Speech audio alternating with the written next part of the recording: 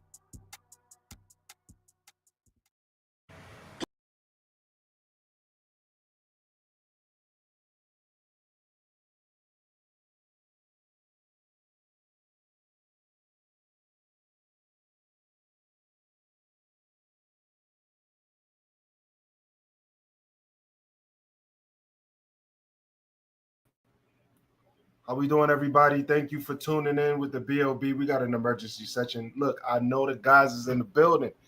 Davis in the building. Salute.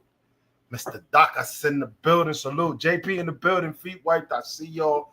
Thank y'all for rocking with the BLB tonight. We're broadcasting live from the 617. It's been a long time since I've been home. We are in the 617 city of Boston, the city of rings, the city of champions. For y'all haters, we are on American soil. So we home, and I tapped in with my brother here, and he gave me some news. It's a little crazy, Rico, out in these streets, ain't it? First of all, how was your trip? Did you have a good? And the trip was amazing. The trip really was not for me. It was for one of my college homies that I went to college with. Okay. Quick story. His father passed away 7 months ago, and he just needed a break. So right. he got his passport. First trip outside the country, took him to Cartagena, and the dude he loved it. He went nuts. That's good. That's good. He fell in love with something he shouldn't have fell in love with. He didn't go the guy we gonna discuss nuts as long as he didn't do that. No. Okay, I know. That's just a yeah. He's my homie. He lives in Vermont, so he's up there in the wilderness. You know what I'm saying? He needed to get outside, and he enjoyed himself. He met a little. This is the crazy shit, Rico. He met somebody that spoke English, which is rare out there, right? And he didn't want to let her go. She was the stallion, though. I'm gonna tell you that she was a stallion. And I saw your live you did from there. Yeah, it was crazy. And when I was listening to the stories, and somebody, believe it or not, I think it might have been Giam or somebody else was telling me that the prices in Cartagena and Colombia as a whole is starting to get crazy. And when you told me like the guy paid like 3 bands for 2, and I'm not surprised that prices are going to go up. But like you said, hopefully, well, you were there guiding your friend. I'm sure you would have smacked him upside his head if he did something outrageous. But you also know, like they say, yesterday's prices and today's prices anymore. So, well, let me tell you what happened. I was controlling, you know what I'm saying, because we took out cash. He had cash. He was like, here, handle this because I don't know what the denominations are. I said, cool. Right. So I was controlling the game. But then, you know what I'm saying, when you go in your room and he go in his room, all I heard from that point was there was a PayPal thing that was happening, and that I was out of the loop. So shout out to my homie. He enjoyed himself. He did it the right way. So I can't knock him. But Rico, you hit me with everybody's been a little reckless on their first trip, so you can't be mad. Yeah, he went wild with it. I mean, I'm not gonna say he hit crazy numbers, but the boy he was wild. Rico, if you never tried none of these drinks, you got to get them, man. These little coconut joints, man. I'm a coconut milk guy, so you gotta try these joints, man. They fire. What's the name of it? This particular one is called Rio Grande coconut milk drink, but they make another one that makes it. That's a company that makes it. There's another one called KUII. Man, it's delicious flavor. Okay. Well, first of all, I'm be honest with you. I'm a little disappointed because I feel like you was Mr. Tapped In, and then when I asked you about the information, you was like, I don't know. I'm like, huh? This shit has been nuclear for the last couple of days. And then when I sent it to you, my guy, your guy, Jay, first brought it to my attention. When I sent it to you, you can see why. And just to speed you up a little bit, not speed you up, but just fill you in on the gap. Well, let's drop the video first. Let's drop the video. Okay. You said so you all got the the big video. Platforms got it. So the shit is all out there. So everybody probably already seen it. Let me give a salute out to Bruce. Jay Tuda in the building, K Mac in the building, Yoga in the building. Salute. Yoga's here to slap the out of Rico. So you know what I'm saying? Rico. And let them know it's gonna be an open panel so we can discuss it, all the people in the travel space. drop the link, but we no smoke today, guys. No right. smoke. No we'll smoke. Just about the discussion, but it's an open panel. You can be pro or anti, but basically and people have been talking about it all throughout the space. So I just wanted to continue the conversation with my brother Baron here. But go ahead. All right. So Rico's gonna drop the video that he showed me. Again, for YouTube, this is YouTube. You want me to drop it? You got it. You want? I got it in the WhatsApp. All right. But I don't think we should show it on here though. It's cool. It's cool. It's educational purposes. Or either you can also. I don't know how we can black it out though, because right. But just to let you know, we may not have to black it out. Let me go to World Star, because World Star has a more. It hit World Star. Yes, that's what I'm trying to. World Star, O'Shea. It's on Philip Scott's African Diaspora. Lord. It's outside the travel space. That's what I'm trying to say. It done already spilled out, so he done went viral again. So the feminists done got it. Everybody done got it, and there's no containing it. What's crazy is one of my homegirls in Colombia was mentioning something, but I didn't, I wasn't up on it. And now it makes sense what she was talking about. So they're getting it in other countries, which is crazy. Hang on, let me see if I can pull it up on World. Yeah. Guys, you know what's going on. Guys, for everybody that don't know what's up, you can go ahead and tell them, since we I forgot the video had some things in it that YouTube definitely will not like. This video would be shut down if we showed the whole video. Is there a way that we can play? There's no. Let me see if there's a way. Hang on a second. I'm gonna share it now. See if there's a way to blur it though. Well, I think World Star blurred their portion. World Star is definitely gonna take. If I show any World Star stuff, they're gonna take it. Oh, are they? Yeah. Okay. Well, I think everybody saw. You might be the last person to have seen it. Yeah. Yeah. I don't. I've seen. Now that everything, my mind is settling in.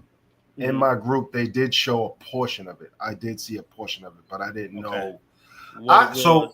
When I originally, everything's coming to me. When I originally seen the video, I thought it was a skit, Rico. I thought it was just, a joke. The portion that I seen, but now that I see the whole thing in entirety, now I'm seeing what it's being pulled together.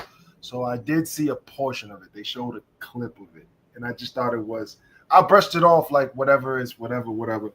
But now it's hitting all types of things. Guys, come on in. Let's talk about this. This is crazy. You see the title, Passport Bros have hit rock bottom. I'm going to tell y'all guys this to the people in the chat. You guilty by association. You know what I'm saying? When they wear your banner, and again, I say to certain members of certain crews and certain travel groups, you got to give respect to where respect is due in this travel space. And you got to give respect to the Paradise Life group. You don't ever see any smoke coming out of Paradise Life. The Pesoneers group, you don't ever hear any smoke coming out of there. What is a little bit confusing to me, is I don't know what the BMT group versus the Passport Bros, if they're the same or they're different. But if they are the same, then this is for them and they're taking this L. So we're going to talk about it. KP in the building, salute. So J to the Lil, if you go to World Star and in the search bar, we can put the link in. Send me the link. Okay. I'll put the link in. I'll put the link in the chat. For y'all guys to catch up to speed, we're going to drop the link. Rico's going to drop the link. And then we'll get y'all up to speed on what's going on. Y'all know what it's about. It's about Jay Rillo. He's back at it again. He was so adamant about going viral. And what's sad about this moment is that he's not looking at it as a problem. He's looking at it, he love it. I can for certain say that he is banned from Colombia. He has a no-fly zone in Colombia. Colombia is one of the countries that you are getting stopped at the door for your social media presence and for your background. So he probably is going to be banned out of Colombia, probably banned out of Brazil. The Dominican Republic is a little weird. They let Dominican Nico Worldwide is still in Brazil, so yep, that's a little crazy. So, but I can say for sure, without a shadow of a doubt, these videos have touched Colombia. They've touched people of influence in Colombia, and he may not be welcome in Colombia anymore. For certain. What's crazy is he would have never. We'll talk about this later, but he would have never pulled this in Brazil or Colombia because they would have definitely left him in the dirt. But let's get the link out to the guys. Passport Bros have been hit rock bottom since Taylor made that effed up ninja was the leader. Oh man, is Taylor made the leader of Passport Bros? I thought it was Austin bisexual Holloman. I thought it was him, but I don't know. It is what it is. Oh, you're on mute. Let's lay out a couple of things because I do want to be clear here, and I'm definitely gonna say some things that's gonna piss off some of y'all favorite YouTubers that are definitely culpable for where we are today, either through complicity, direct involvement, or silence. Because we're all grown fucking men, and there are big voices in this space that created this Passport Bro flag. They wanted to eat off of it. They wanted all the adulation from it. But then when shit like this happened, they want to throw their hands up in the air like they're clean, and they're not.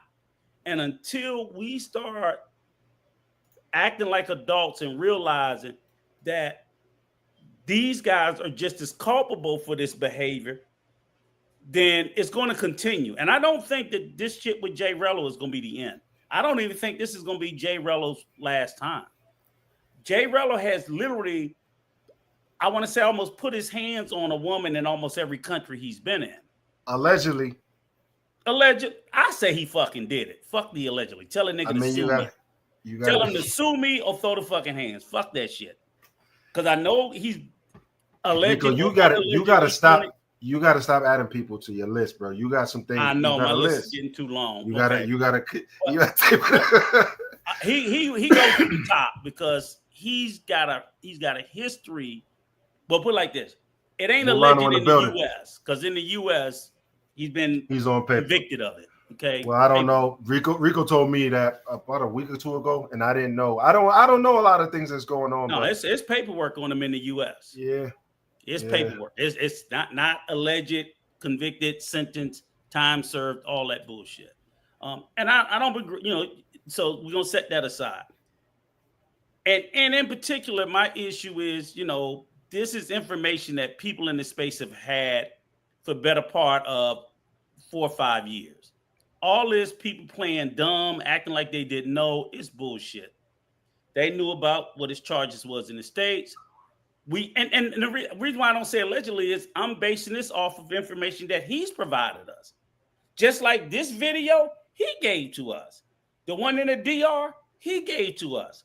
The one something that happened in the DR, he gave to us. He put hands on somebody in DR. Yeah, while the girl had to come back and break the window. He put hands on somebody in Colombia. Yes, the girl delete the video. I'm surprised Colombia really don't play that. He didn't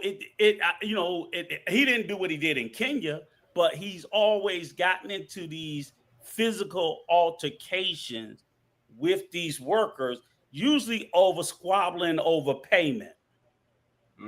Usually, because if a nigga paid 4,000 pesos, he want 12,000 pesos of work. Like it don't. And then of course, if the person come back and say, "Hey, you got to kick the pesos up," they go into the whole arguing about you agreed for 4,000. Yeah, but you asked for all these extras. Because niggas do that. They'll come in and pay for the base package, right? But then want all these extras and think they're supposed to get them on a freebie. And I'm like, nigga, it don't work that way. Pay them people their money. But that's just who he is. That's how he operates. So, but in this instance here, we also We got to stop. And I know you the counselor, Baron. You love being counselor, right? But I I'm mean, like, listen, we can't other side some of this shit. Some of this shit is just what it is, counselor. It let just me. is what it is.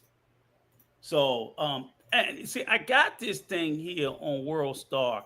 I'm just gonna have to check because it's not. I'm not getting the right clip. Anybody can go and type in World Star and then just type in the search bar Passport Bro, and it's the first video that comes up. There's got to be a way that I can blur this out. They got to And, have this and type it's a of clip. technology. You see the woman half naked, and Let me it's see like, something. come on. I'll be honest with you. I'm starting to question some of the intellect of people in the spaces when they don't see shit that they see. All right, Because so you saw the video like I saw it, and I'm like, what don't y'all see? You know, did I physically see his hand strike her? No. But I know what an ass whooping sound like. let me see if can I do something here where I could blur it out, man. Um. What are you on right there? Oh, this is I just pulled up any video on YouTube. This Oh, is like them female truckers. oh. I mean, everybody know There's no where it way I could is. block it out. Yeah. I can't believe. I if you haven't seen it, put a one in the chat, and I will definitely get it to you. Travelmatic in the building, salute. If you haven't SV the seen God in the building, salute. I can't blur. Let me see. There's no it, way that I could blur. Maybe I could. Nah, I can't do it. I can't do it because I don't. You know, YouTube's gonna get after us if we do it. Rico's gonna continue to look for the video while he is. Yeah. I just want to say this, man. For some reason, guys, pay attention to me. Thank y'all for rocking with the BLB tonight. For some reason, there's a culture in America after this Me Too movement and people being, pressured and civil suited and all this. There became this toxic environment in the United States where there is a pressure to be a man and do whatever a man wants and not respect certain things. Meaning that nobody is above the law is a statement that is only applied to people that got money and to people that don't care. There used to be a fear of the law. And so people are starting to get away with things where you say, okay, this is it for homie. And then he resurfaces again and is able to do what he has to do.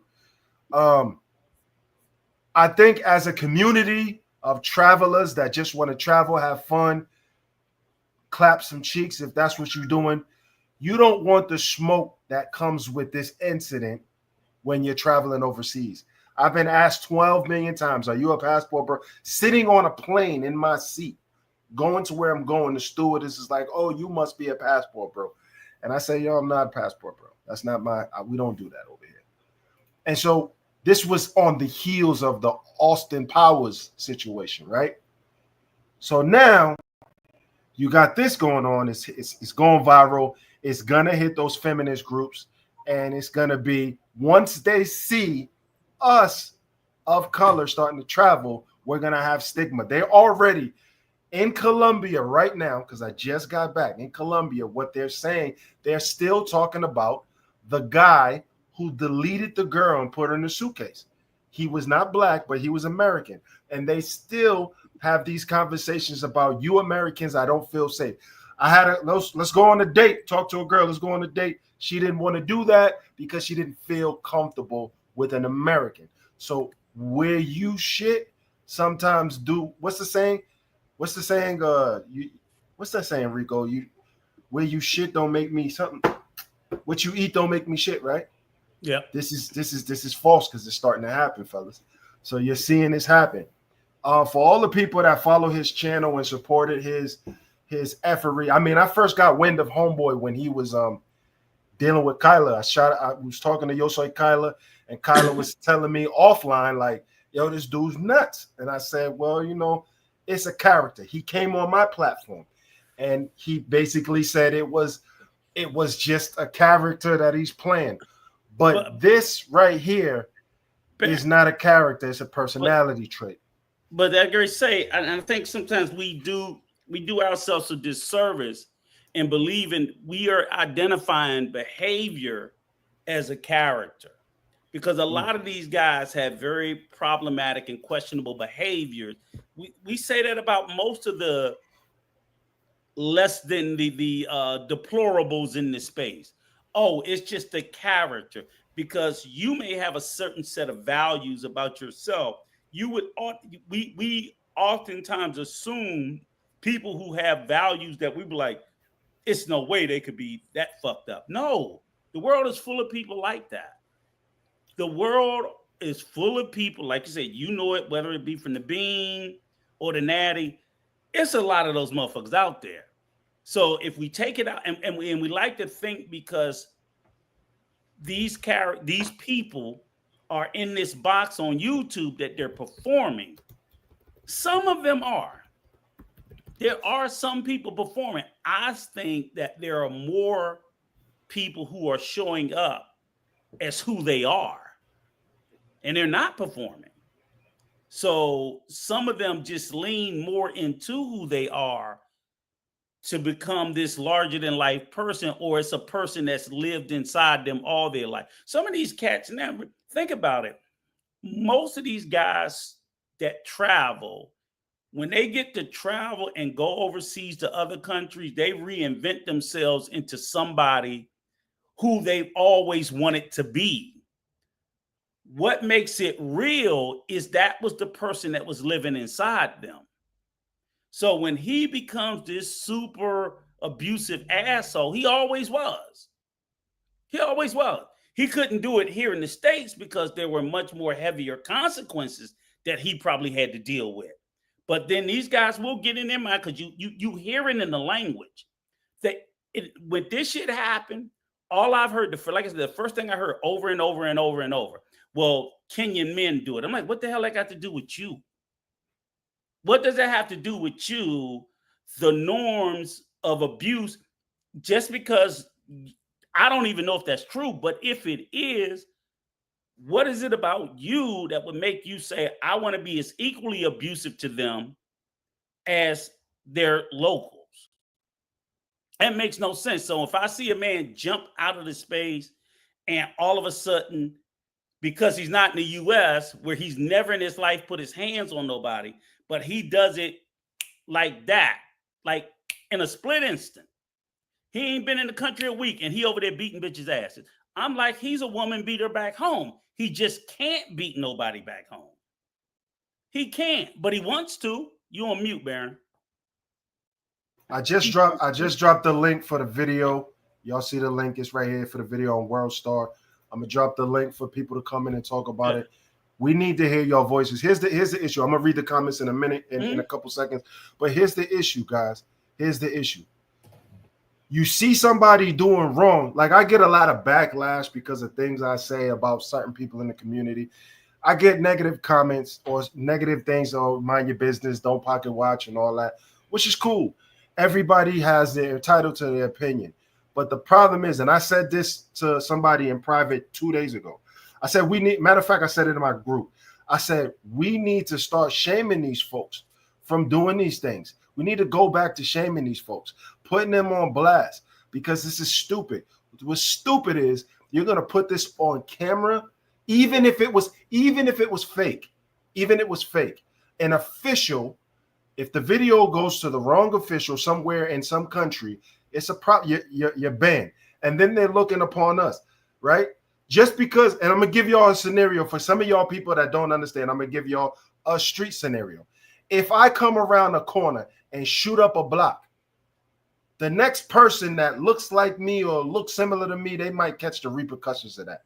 We are going to catch the repercussions of that, just like somebody made it in the comments right here. We're going to catch the repercussions of that. Kenya, we're talking about Africa. We're talking about, we are new traveling to Africa. There's people that's been traveling to Africa for years, yes, but we're fairly new traveling to Africa, kind of, visiting the land where we originally came from. And then you go there and do this. It's disrespectful. We already got smoke with the Africans. Now we're gonna get more smoke from that. I don't care if Africans have a culture where they put hands and feet on their women. You don't do it. You don't do it. Let me welcome Broken Berlin in the building. Salute, brother. Salute. Nice to see you, sir. Been a minute. Wild work, guys. Yeah. It's wild work. But you know what's funny is, and I told people, I said, it made me think about. I was like, before the physical altercation, for pretty much every day he was in Kenya, he was embarrassing us. Every day he would do it live and he would disparage the country. And so I'm like, even before he got physical, he sat there and did a whole live talking about every woman in Kenya was ugly. I'm like, that alone paints us in a bad way. People like, that's his opinion. I'm like, yeah, he could have kept that to his fucking self. It's an opinion that a lot of clowns in the space share. And I'm not mad at them for having that opinion, but you shouldn't want to project that. You know that's disrespectful. Come on, don't play in my face and act like, oh, if I sit there and say everybody there ugly, that's not a form of disrespect. Even if the motherfucker is ugly, they don't want to be called it and told that. And it's not going to kill you to just say, hey, man, and people are like, well, he got to give it a review. You don't, if I went to a restaurant and I didn't like the food, I don't have to say it tastes like dog shit. I could just say, I don't want to go back there no more. I didn't like it. Whatever the case may be. But what he did was wildly disrespectful. And then to take it to the next level where he got fit, I have no doubt in my mind he got physical with her. Did I see it? No, I don't have to see it. But you've ever been around someone, you can hear someone in the bedroom turning furniture. You know it's an ass whooping going in there. You know it is. So for people to pretend like their mind all of a sudden now is stuck with you must have visual confirmation for all the bullshit that we've accepted in our lifetimes without direct visual confirmation, that's just nonsense. Stop making excuses for this guy. You know what his record is. You know what his habits are. You know what he's done. You just can't do it. And I'm just more frustrated about people in this space not calling a thing a thing. Hold on, I think I got it blurred. So let me see if I can play it. Have you seen it, bro? I'm calling you bro because that's your new name. Let me see Broken Berlin. Yeah, I've seen it. Okay. I mean, you got to think of it like this. Quick question: do we come from a disrespectful culture? Somewhat, yes. Hold on. I'm gonna push back on that. I gotta push back on that. I gotta push back. Okay. It's not like everybody all the time, but I'm just speaking about the culture. Let me push back on that a little bit, and here's why I'm gonna push back on that. And this is talking to what's going on in the United States right now. Okay. They're not separating niggas from black people. That's the difference. They're not separating hip hop culture from our black people. Black people are historically consistently conservative. Still, even today, in their homes, we're consistently conservative. Now, what happens when somebody finds you and puts a camera on you or look for or seek out a certain section? Then you could probably say that. What you see consistently on TV, World Hip Hop, Loving Hip Hop, all these shows, you could probably say that. But where we're home, old school Southern values that is instilled in black people in America, they're not disrespectful cultures. Respect your elders. Be cool. Now, there are a disrespectful element. And what did our parents say? Don't bring that boy around my house no more. That boy don't got no manners. You understand what I'm saying? We know that. I hear you, but when we're going, didn't we learn roasting culture amongst our peers at an early age? Is that not part of being disrespectful culture? Yeah, that's outside the home, though. We learn that outside the home. Okay, in our homes, are we not disrespectful to each other majorly, especially in look? Okay, let's keep it 100. I know you're saying that. I'll concede to that point. Then all I'm saying is that, again, he comes from a disrespectful culture, and he broke the rule that the old school cats try to teach us, which is no matter what you're doing, you keep it on the humble. If you got a bunch of chicks, you keep it on the humble. Okay, but if you got a problem with somebody, you keep it on the humble. You always move and you keep it on the humble, because once you, and this is what the young guys are not doing. They're using negativity for clout, and then they're wondering why they're having to deal with the consequences. But bro, here's one thing though. This is Okay. where I'll push back. I'll accept your premise that okay, we're all disrespectful. I don't say we're all disrespectful. I know. I'm just trying to make a point. I'm not saying you say. I'm using it as a point. Even if that's true, you can't say we can't turn it on and off, because I could be disrespectful as hell at home, but I can't when I go to work. You see what I'm saying? So some people do, and it's why they can't keep a job. I agree. You're old school and you understand how to code switch that. Right. Some of these younger cats don't. It's their entire identity. If you can't code, and that's why I was getting at, the same way you can code switch between groups of people where you can say what you can say, you can do what you want. You can also code. I ain't even saying fully code switch. You know you're in another country. I can't act like I act in the neighborhood if I'm in Japan or I'm in Germany where you are, or I'm in Poland, because I'm not in the fucking hood. I might be the only black person in that space. But he might be thinking if he brings that identity with him, he's going to get celebrated. And sometimes he actually might be celebrated by having that vernacular, by having that vibration. And then all of a sudden, what's up? Let's reset for a second, right? And I want to reset for a second because I want to really talk about this coach situation. Unfortunately, the YouTube culture in this black space thrives off negativity. I got a guy in the chat right now, right? Travelmatic. There were people crying and begging, hey, show me how to get a remote job. Show me how to get to this point. Every Monday, faithfully, he would do a broadcast and give people updates on how you do this, how you do that. And he didn't get the views. But you got these Jack A's. My mother's here, so I can't curse. Then you got these Jack A's over here. You code switch? That I got to. My mama's here. These whippersnappers. These whippersnappers. There you go. They do all this effery on YouTube, and it gets the most views. You give some solid information about how to be safe, how to find a job in this remote space, how to enjoy yourself on a vacation, where the discounts can be. No views.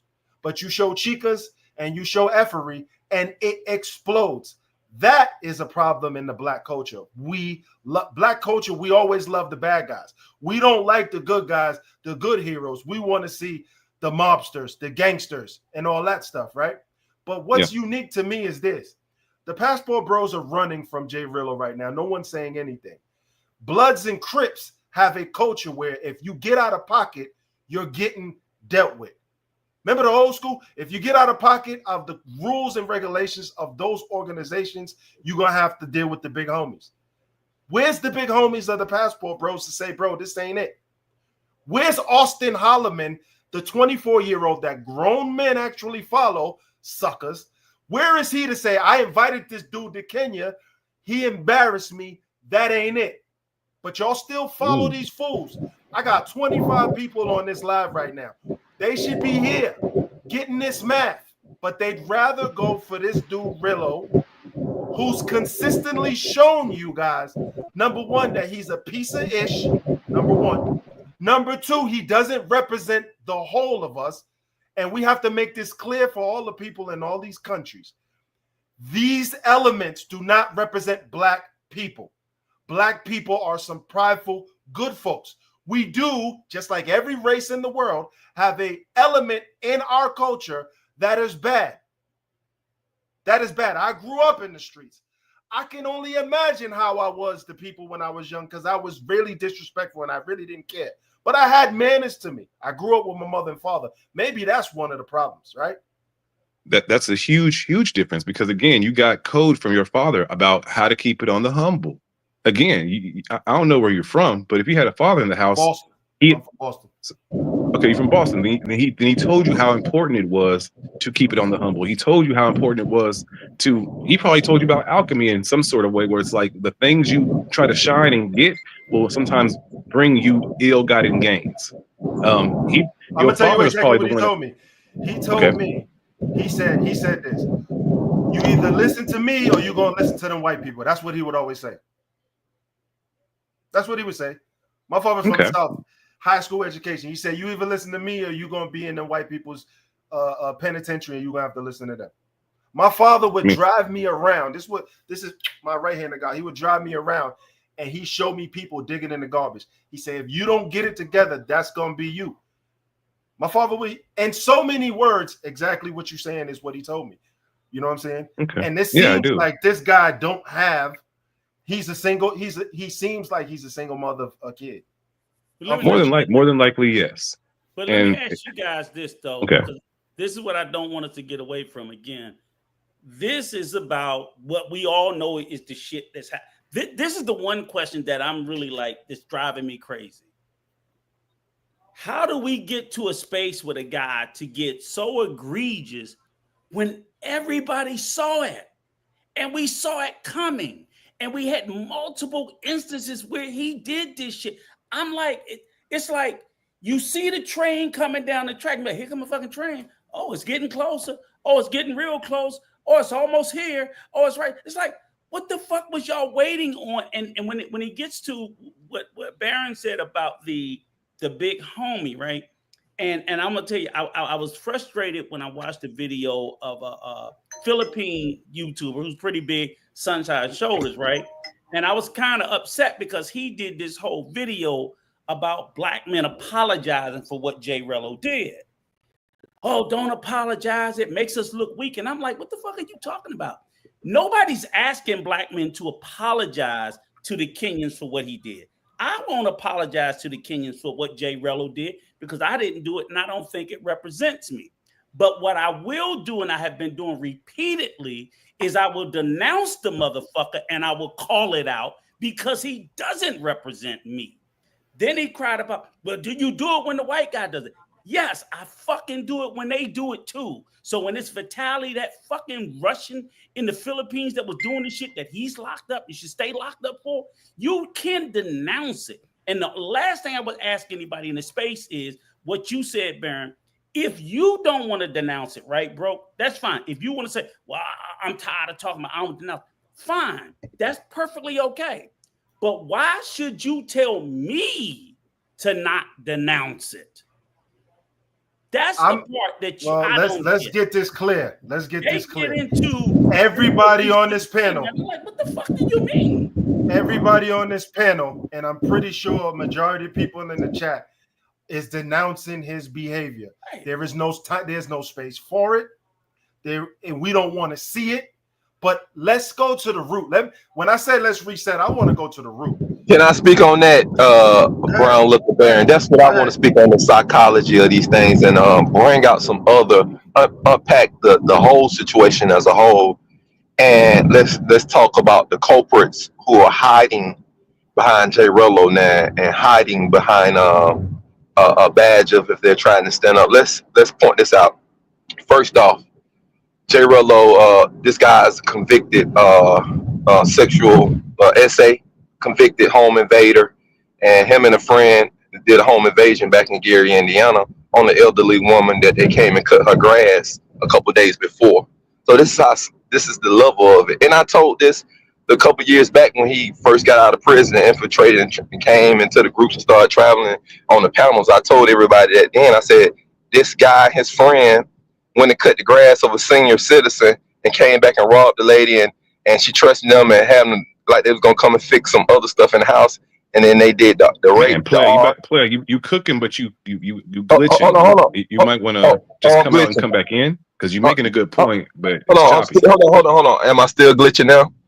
Yeah. Okay, I'm gonna click off and click right back in. All right. While he's doing that, I'm gonna tell you one of the main culprits is the addiction, right? And I was bit. I'm not gonna lie to y'all and sit here like I'm brand new, because I was bit by the same bug. The addiction to show off women on the internet, it started it. So let's start with who was famous in showing off the women primarily. Ace Live has a little bit to do with that, but he switched gears. Remember that? I'm sorry. I didn't follow he switched. Then, he switched. Yeah, he switched gears. Yeah. I'm even gonna have to tap my friend. You hear me? Y'all know who my friend is. My friend Check in Effect. He used to show shorties. Yeah, I heard those. That's my homie. I'll put hands on people for him, but he show women. Now, they don't have as much blame of it as the international zone, right? These guys used to watch his channel. He's from the hood area. He represents what, you know, people can relate to, and he started showing these women. Twerk, some shit like that. Thursday night Thursday. They're doing a little soft porn shit. Yeah, I'm back. Hey, excuse me, sorry. Go ahead. Go sorry, fellas. I want to. No, go ahead. I'm gonna say one thing. You can go ahead. So these are just some names of this culture. Now, this is what made a lot of people travel, seeing what you can get. But it started to form into something like, okay, like what we doing here? I mean, you originally these are all disciples from Kevin Samuels and the Red Pill movement. But I'm a Kevin. I love Kevin Samuels. He never talked about this. They went rogue. They're the MAGAs of what we had going on. They went rogue. They're the far lefties. Exactly. You put it great. Go ahead, Yoga. You put it greatly, and I'm gonna piggyback off of that.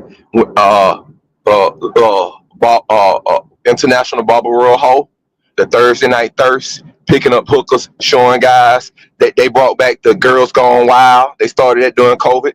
Bo Rakes, which is my homeboy, the whole he's selling the t-shirts, sex pat or your expat or sex pat, and let me give you the rules to tricking. A lot of them YouTubers, Checks, Ace Hood, they went around showing Ace Live, they went around showing the chicas first. They was dating the chicas and showing the chicas. That was the playbook. When COVID was going on, that was the playbook. All right. Yep. It was all that was the playbook. So it's always been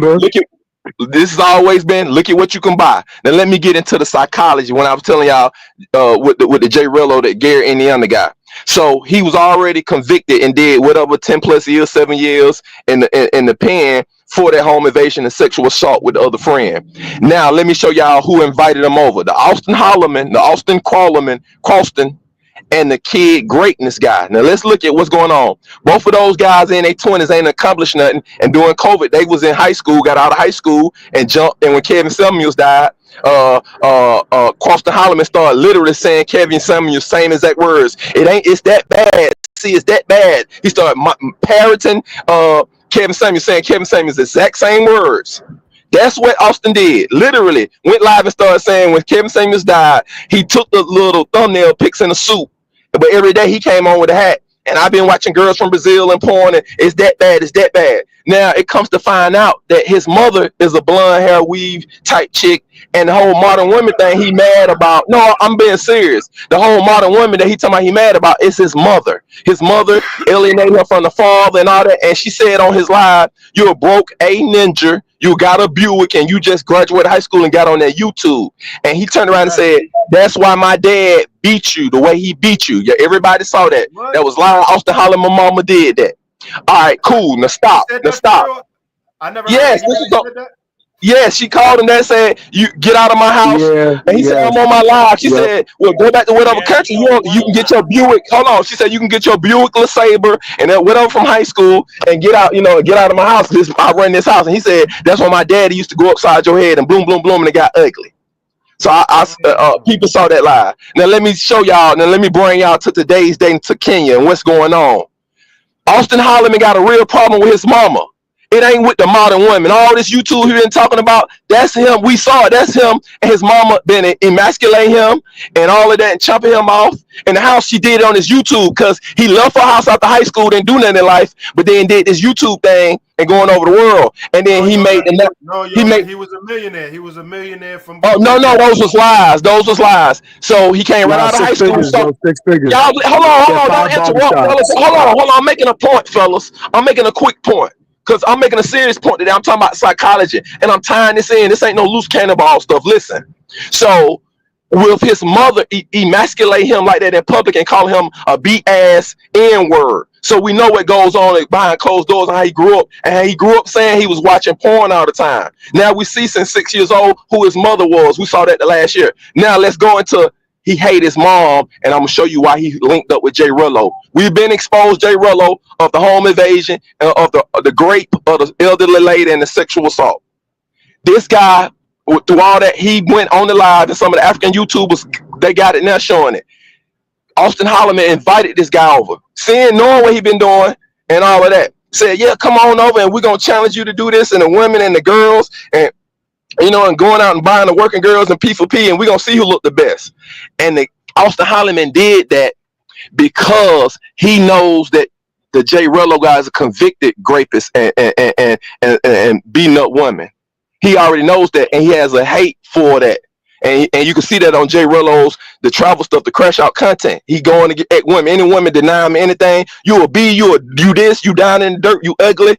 Those guys don't have mothers and sisters and daughters that's running around and act like that back in the States, and we know that. Austin got that. That's the undertone to Austin. And then keep a group of guys around him. That's the undertone to Austin. Now, when Jay Rello goes and comes out here and do that, you got a peak game. That's what all of these guys, when they talk bad about modern women, their fans, the people who watching them, they got dissed in America. They hate women in America for some reason. They want to get a get back for they want to see women in America put in their place. They tired of their mothers, their own mothers, emasculating them when they was teenagers, and they was never able to talk back at their mother. You see, they never was able to check their mother, like we saw with Austin. This is what's going on, and these are the people that watch the Jay Rello. These are the people that watching the Austin Holloman. They want to lash out at the Western Black American woman, but they'll get arrested for it. But when you can go to another country, go to another country in a third world country, and you can beat a woman, and it secretly makes them feel good. That's why Austin Holloman and the kid greatness. I don't know what man over 18 years old ever put the word kid on his title. That lets you know something about them off top. You 24, 23, 20 years old, calling yourself kid.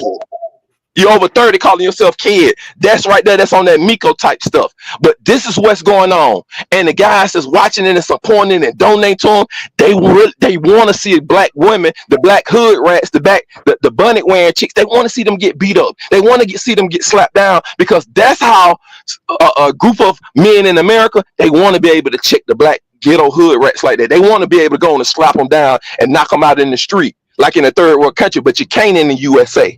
And that's why I'm closing, I'm landing the plane right now. And that's why they watch and they vicariously living through clowns that's going and sexual assaulting people on live and beating girls on live. And you're going to have an audience for that.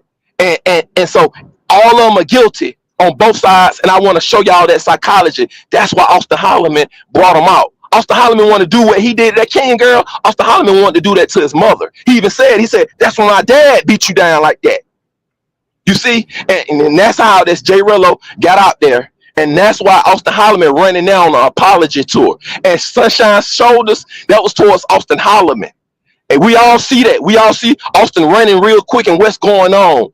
He's about to get kicked out of Kenya the same way that Austin Holloman got ran out of Brazil. They're going to get Austin too, because Austin, man, they got the video on the panel on Austin's show when he brought Jay Rello out and challenged him to do this shit. Him and the Kid Greatness challenged Jay Rello to do this on live, on the panel, all three of them together. So Jay Rello ain't moving by himself. Austin and Kid Greatness told him, yeah, you can do this to her, you can slap him, you can do this, you can use them, not pay him, you can kick him out. Austin has gave him their little consultation. And that's what's going on. And I'm gonna land my plane there, and that's the psychology of it. Yoga, I'm gonna tell y'all before we get into the comment, because Yoga definitely laid out some stuff, but I'm gonna tell y'all a story about what happened to me, right?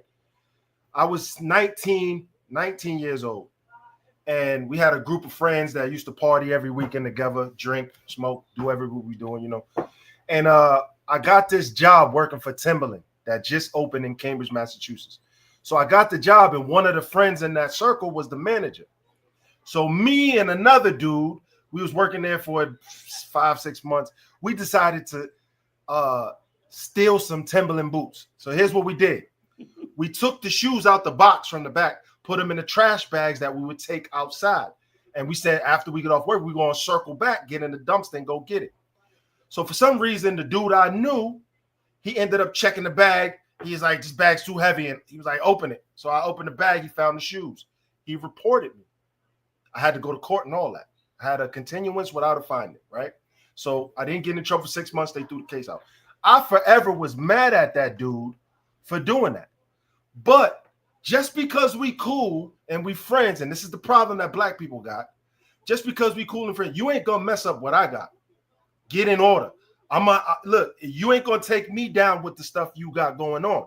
This is what needs to happen in this culture now. We need to everybody listening, we need to start shifting the culture, how we doing things with black people. You got somebody effing up and doing something wrong. Look, I don't want to be nothing a part of it. When it starts to affect me, we're going to have to do something about this. Either you're going to have to go on your own accord, or you're going to have to stay away from me, or we're going to have to talk to them peoples. This no snitch culture. Look, that's not going. I'm not going to be lined up in a country because you doing something wrong.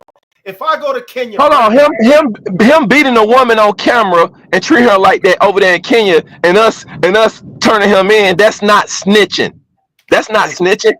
Thank you. That's not snitching. These guys don't know what snitching is. Snitching is not this is not snitching. When somebody is getting beat and kids are getting raped or molested, and no. Men, we seek that out. We go and seek that out in the neighborhood. We don't want nobody in the neighborhood doing that in their houses, outside of their houses, no matter what color that is. I don't want none of my neighbors on the block molesting no kids, raping no kids, kidnapping nobody, beating they women. We don't got to do that. Put her out, shame her. Don't have her around no more. We don't got to do that or whatnot. So that's not snitching. What snitching is, somebody's hustling, hustling. And making money off of the books, and then you don't want their business to go, and you're going to say, hey, they doing illegal business. That's snitching. Now, if somebody kill your family member, kill your sister, shoot your mama, and you go to the police and say, hey, this person killed my people, that is not snitching, people. What are you talking about? You're supposed to stand up for yourself. So then now they got you in a position where you won't even stand up for yourself. So we're supposed to alienate, ridicule, seek out, and stump out anything that can come along and act like he one of us and do bullshit. Right. Go ahead, Rico. Let me just step in for a second. Okay, so I'll just say this real briefly. The whole snitching thing is ridiculous because snitching is only when you are participating. If you're not participating, exactly. So if me and Yoga commit a crime and we get caught, I can snitch or he can snitch. But if I ain't with that shit and I saw him commit a crime, that's not snitching. Well, let's give a better analogy. If I saw you in the airport anywhere in America and I slapped the shit out you, we both involved. And if you ran and tell Yoga slapped the shit out of me, I'm too old to defend myself, that would be considered snitching. But if you just said, hey, I've been talking shit to Yoga, I was trying to join him, and that guy was strong in real life, and you just swallow it and you swallow my knuckles, then we all good. Continue on. No, that still wouldn't be snitching, because if that fantasy in your mind ever happened, I still would be the victim. If that ever happened, but now, since Rico, it ain't gonna never happen, we ain't got to worry about it. Now hold on. Now let me go a little bit further. Go ahead.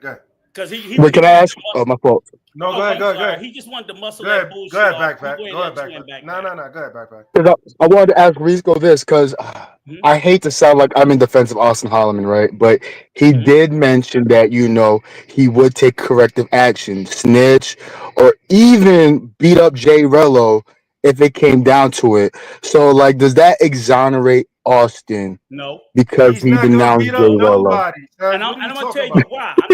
I'm just saying what he said. That's what he said. Huh? That's what he said. He's not built like that. First of all, he got sugar. He got sugar in his tank, bro. Let's be honest with you. No, to be honest with you, I think in a tussle between Jay Rello and Austin, I put my money on Austin. I don't know. I'm gonna go with Jay Rello. That's just nah. I'll take. He got that Ike Turner in him, bro. He got that Ike Turner, but he got a small tank. That nigga not gonna last. So a small tank versus sugar in the tank. What you talking about? Well, I don't know either which way. That's just my thought. But my thing is, I hope also now remember. Oh, everybody, do me a favor. Please write down the date. This little other little subliminal threat came my way. Come on, Rico. Stop I'm just saying. That's it. Because don't act like y'all didn't hear, right? You heard it, right, Backpack? I didn't hear it.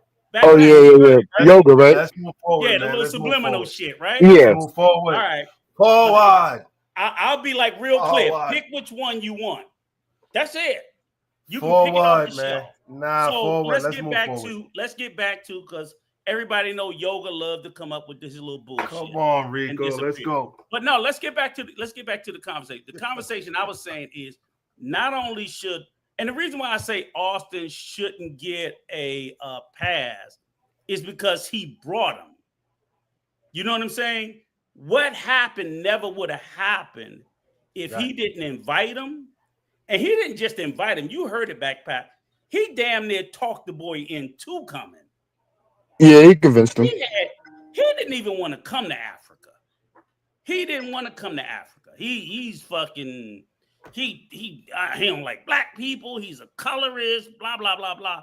I don't want to go. He was almost calling those women ugly before he even went to Africa.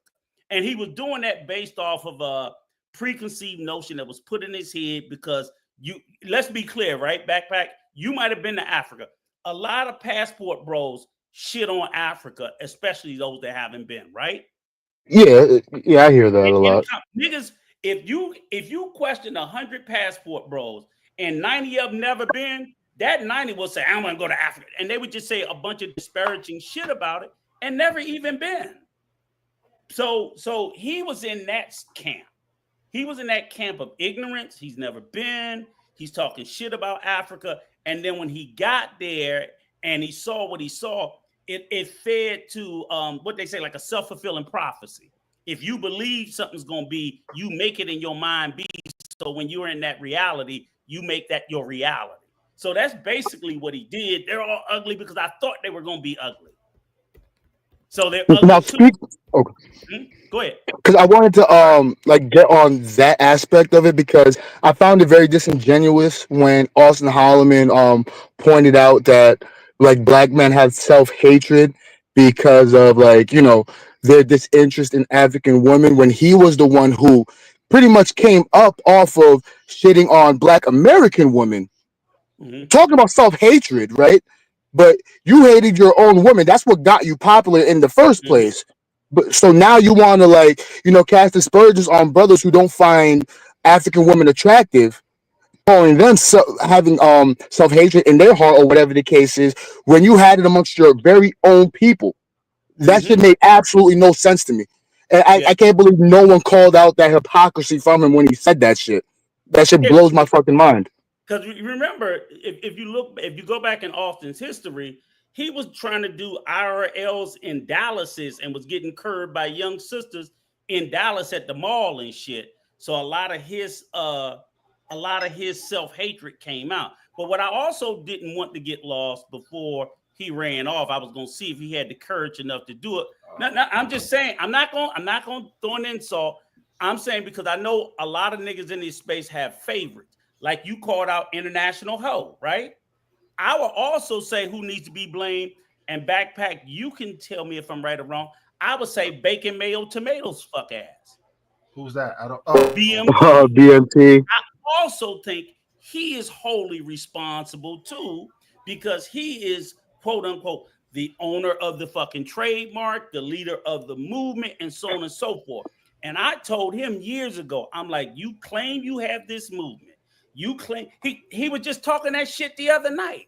Oh, it's an international movement and we're growing. Is that what I'm like? But if you're the leader of the movement, why are you letting all of these fools come into your movement and tarnish the name?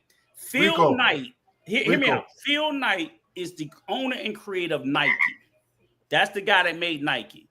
You do Nike in any fucking way, they're going to, and I'm not saying he got the money to sue.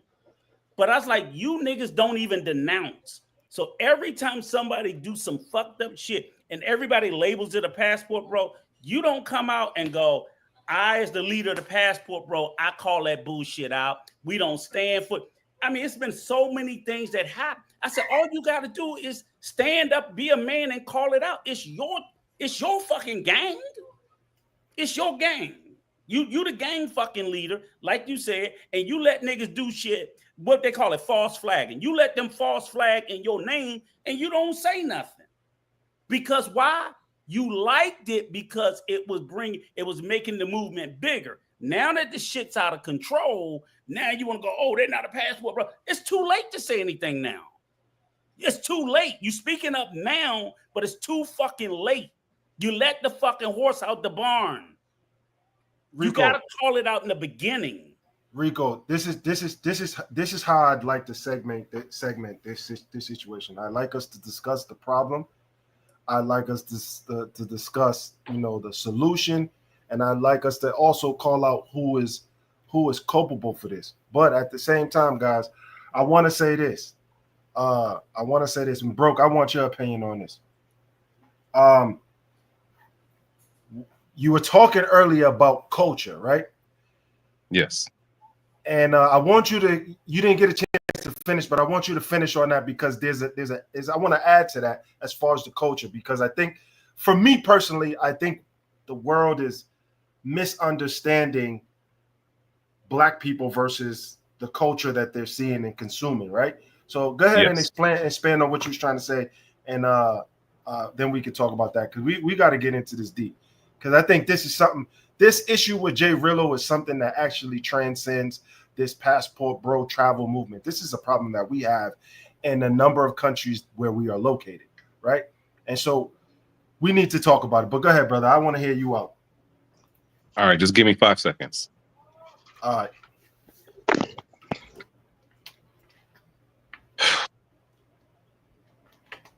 Okay. All right. You have to understand, in our culture, when you are top 15 or whatever, top 20 as far as money wise, you end up treating women in a different way. You end up treating women in a more disrespectful way because you have the money and the clout to do it.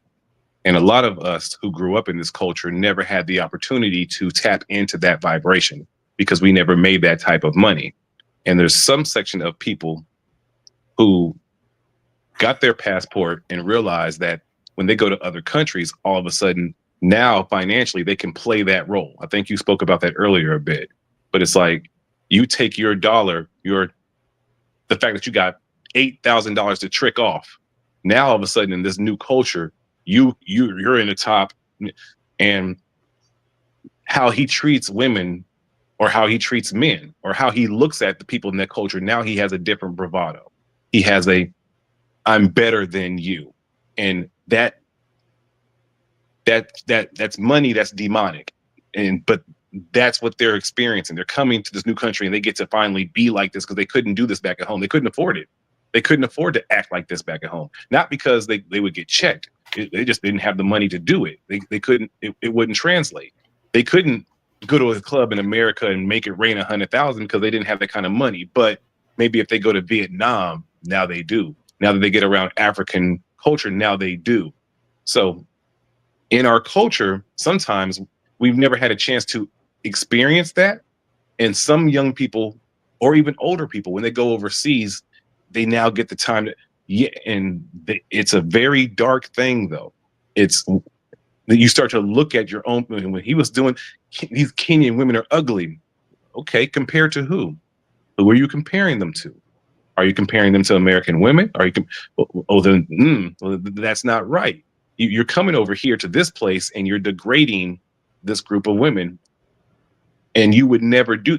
You wouldn't go to Philadelphia and be like, "Oh man, these bitches here is ugly," because one, the women there would check that, and two, the men there would check that, and three, they would say, what's your pockets like to even, you couldn't say that unless you got the kind of money where even if, okay, we'll let you rock with that because you really got that type of multi-millionaire type money. You can say that.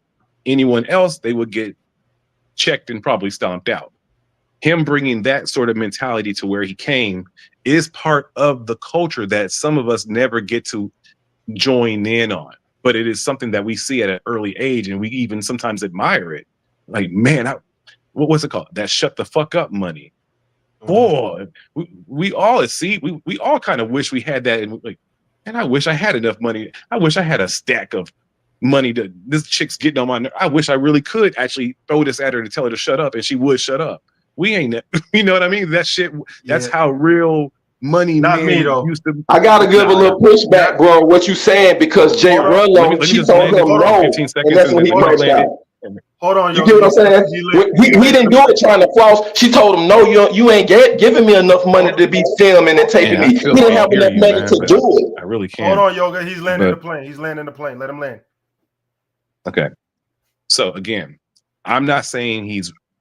Wait, let me take it back. I'm saying he's wrong.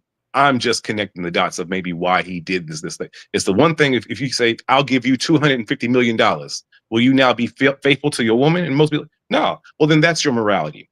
Your morality that means money's your God. Because if your morality changes because you got $250 million and all of a sudden, you start treating people like shit, all of a sudden then that's how you wanted to act. You just didn't have that kind of money to do that. And as I'm landing that there is sometimes when young cats get this money and bring it over here, that's their real morality. That's who they really are. So this Rallo cat, this is who he really is. He might come back and try to do some apologies, but no, the vibration and how he was acting towards everybody, that's who he truly is. And I like that you said that, and I like that you say that, and then the point that you made. Like me, if I was a millionaire, I wouldn't per se treat women any differently than I do now. I do. Me and Rico had these conversations about what's really going on in the dating game in the United States. I love black women. I just think that we're not on the same page right now in the States. And that doesn't mean that I'm going to go overseas and say they box stank and all this other crazy stuff that these people say. But me with $1 million, first, if I was a millionaire or something like that, I would probably be a serial killer. I know that for a fact. Because there's people on my list that I already want. There's people walking around right now. You got a Death Note player? I'm just telling you right now, there's people walking around right now that are walking around that said some sideways things to me, and by the grace of God, I didn't make phone calls on them. I already have that power, and I'm broke. Can you imagine me being a billionaire? Be crazy. So I know I never want to be a billionaire because I know that you would fail the Cyclops test. Right. So I don't. So I know where I fail at. Like you were saying, with other people, you're showing really who you are, right? I can't. Like if you had the power of Cyclops to just optic beam somebody, how many people do you think you would have optic beamed in your life if you didn't have to deal with the consequences of it? If you just had the power to bing. Yeah, it'd be a lot of them, especially in this travel space. There would be 3 or 4 particular people that would be erased from this place easily. But I had to learn myself, and I know my limitations as a man, and I know that my anger, I have to deal with that on a day. These demons inside me is a just because you go to church and get saved or you change your life, you still battling them demons. Ain't nobody holy. You still battle them demons every day. So I know who I am. I gotta work on that on a daily basis. And you throw money on top of that, like the John Morant syndrome, like the ball. Who's the kid who made the rap video? One of the Ball brothers that now he's a gangster and he's making gangster music. Yeah. That's why I have to give pushback. That's why I have to give pushback. And the guy right here next to me, Rello didn't do this because he felt like he had a whole lot of money and was gangster and bossed up where he could do it. He did this because he doesn't have money right now. Think about it, if I got a true 10,000 USK in my pocket, and I'm in a third world country, no way I'm gonna trip out when a chick be like, oh, she don't want to do something. I got too much money in my pocket. So that's what I mean. I'm giving pushback. Y'all saying you think he did it. Hold on, you think he did it because he feeling superior over the people because his US dollar is more than their money. I'm telling y'all, no. The reason why he crashed out and got angry at the girl because he don't have enough money to make her say yes. See, she was saying no. She's saying no. He don't got enough money that where she would be saying yes. I never had no chick to say no to nothing I asked for in any third world country. Why? Because they can already see where we stand, where we done went out to eat, what type of trips we done took. We went on helicopter rides, so went out on the boat somewhere, got flipped to rent the yacht. whatever. I do the little girlfriend experience, so we rode horseback, so we stand in the ocean front. So she already know this guy not tripping on no budget. Okay, we go to whatever restaurant, they see that I get a taxi and a cab, they know that costs a lot of money. They can look at the clothes I'm wearing. I'm not wearing Jordans. They can like, oh, you got some leather loafers. You're a businessman back in the States, you got a linen shirt. You make a great point, and maybe the difference is he's portraying himself as if he has that money, and he don't. That's why he's crashing out. Think about it. I went to DR. I had some bad mangoes, and what I mean by bad mango is we're at Hispaniola Beach beachfront. She calculated everything, and then she's like, "Oh, and y'all got yoga, y'all got Cali from the States, y'all good like that." And then she says, "You know what? Hanging out with me or whatever, everything at first it was cool. You know, I'm just hanging out on a GP with you, Yoga. But now, Yoga, you got it in another way. Hey, you was just a cool dude, and I like you, and you be working out, and you be down there with Flip down, and I like hanging with you. But now, I need something now, Yoga. Help me with this. And we went to Puerto Plata to see my mom's house and this and that. But if I was just chilling and she couldn't calculate that I live a good life and a good lifestyle, and I'm generous, she would have never asked. And so I never had no problem. So she turned to a bad mango because she said, well, now I need something. May I ask you a question, Yoga? Because I think sir. You're absolutely correct. If you were in that situation that he was in and the chick tried to, she said the price before, and then all of a sudden I was in that situation. The chick doubled the price. Guess what I did? Wait a minute. Let's be clear. The price was not over an encounter. The price was over the encounter on video. Exactly. Was yes, he didn't. What I got from the video. And continue asking me the question, brother. Let me listen. Okay, if you were in that situation and all of a sudden there was an argument, if you have the money, what would you just been like?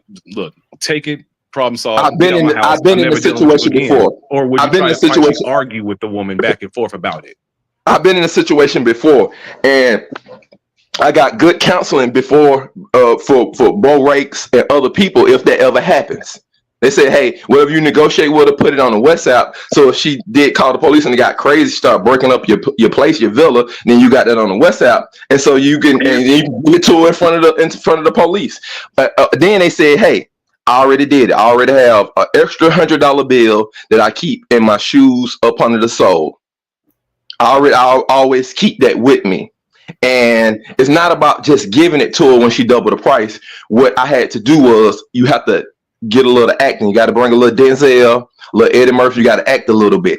So when she said she said a different price, I didn't even touch her. We didn't even do what we was wanting to do. We was chilling at the pool and whatnot. And then she doubled up after she calculated my lifestyle, started asking certain things, and said, you ain't the average guy down here just trying to weekend warrior. And so what I did was I acted appalled. I acted at first like, oh, wow, that's different. And then I smile with it like, oh, that's nothing. That's nothing. You know, that's nothing. I was saying your experience, you probably been able to talk to women and be able to have experience. And maybe his experience has never been able just to talk to women and get that experience. He's only been able to get women. I get you. Hold on. I said, that's nothing. And I smiled with it. And so we kept on going in the pool, and she thought she was going to continue to stay and everything was going to be normal. And she was just going to up the price on me like that. And then all it took about another 30 minutes or an hour. And what I told her was, come on, let's go get something to eat. We finna go downtown and go to Cabarete. Bam, get her out of the house, get her out of the villa. Then boom, now we're in a taxi. We somewhere. We go down to the grocery store. We do A, B, and C. Then I give her the extra 100. I give it to her. I ain't even touched her like that. I give it to her and tell her, hey, I got some other chicas that, you know, that I deal with here, my main chicas, and they gonna be mad. And I thought that they weren't coming to town, and they're in town, and you know how they'll be. And I don't want them to try to fight you or go off on you, because I seen y'all fight over, you know, the American man. So take this little money, and I'll talk to you later. And then I let my other homies know, hey, this a bad mango. She tried to do this. She tried to store A, B, and C, and D. But you see how I got her out of the house. I didn't front when she told me to double price. I played it off, acting like we was gonna go on and kick it. Another 30 minutes, I told, oh, I'm hungry. Let's go down here to the jumbo and get this special look I like. I like this. Exactly how you're supposed to play it. And you get them out the house. Then hold on. Then on top of that, you give them a little break. Give her a dub. Give her 50. Give her something, because you're gonna break waves with her, and you ain't even touching her. You see, that's how you handle. But G's put me on to that. Some G's that already know how the chicas gonna play you. Their brother might be the police officer and all that. So I'm gonna land the plane up. There you go.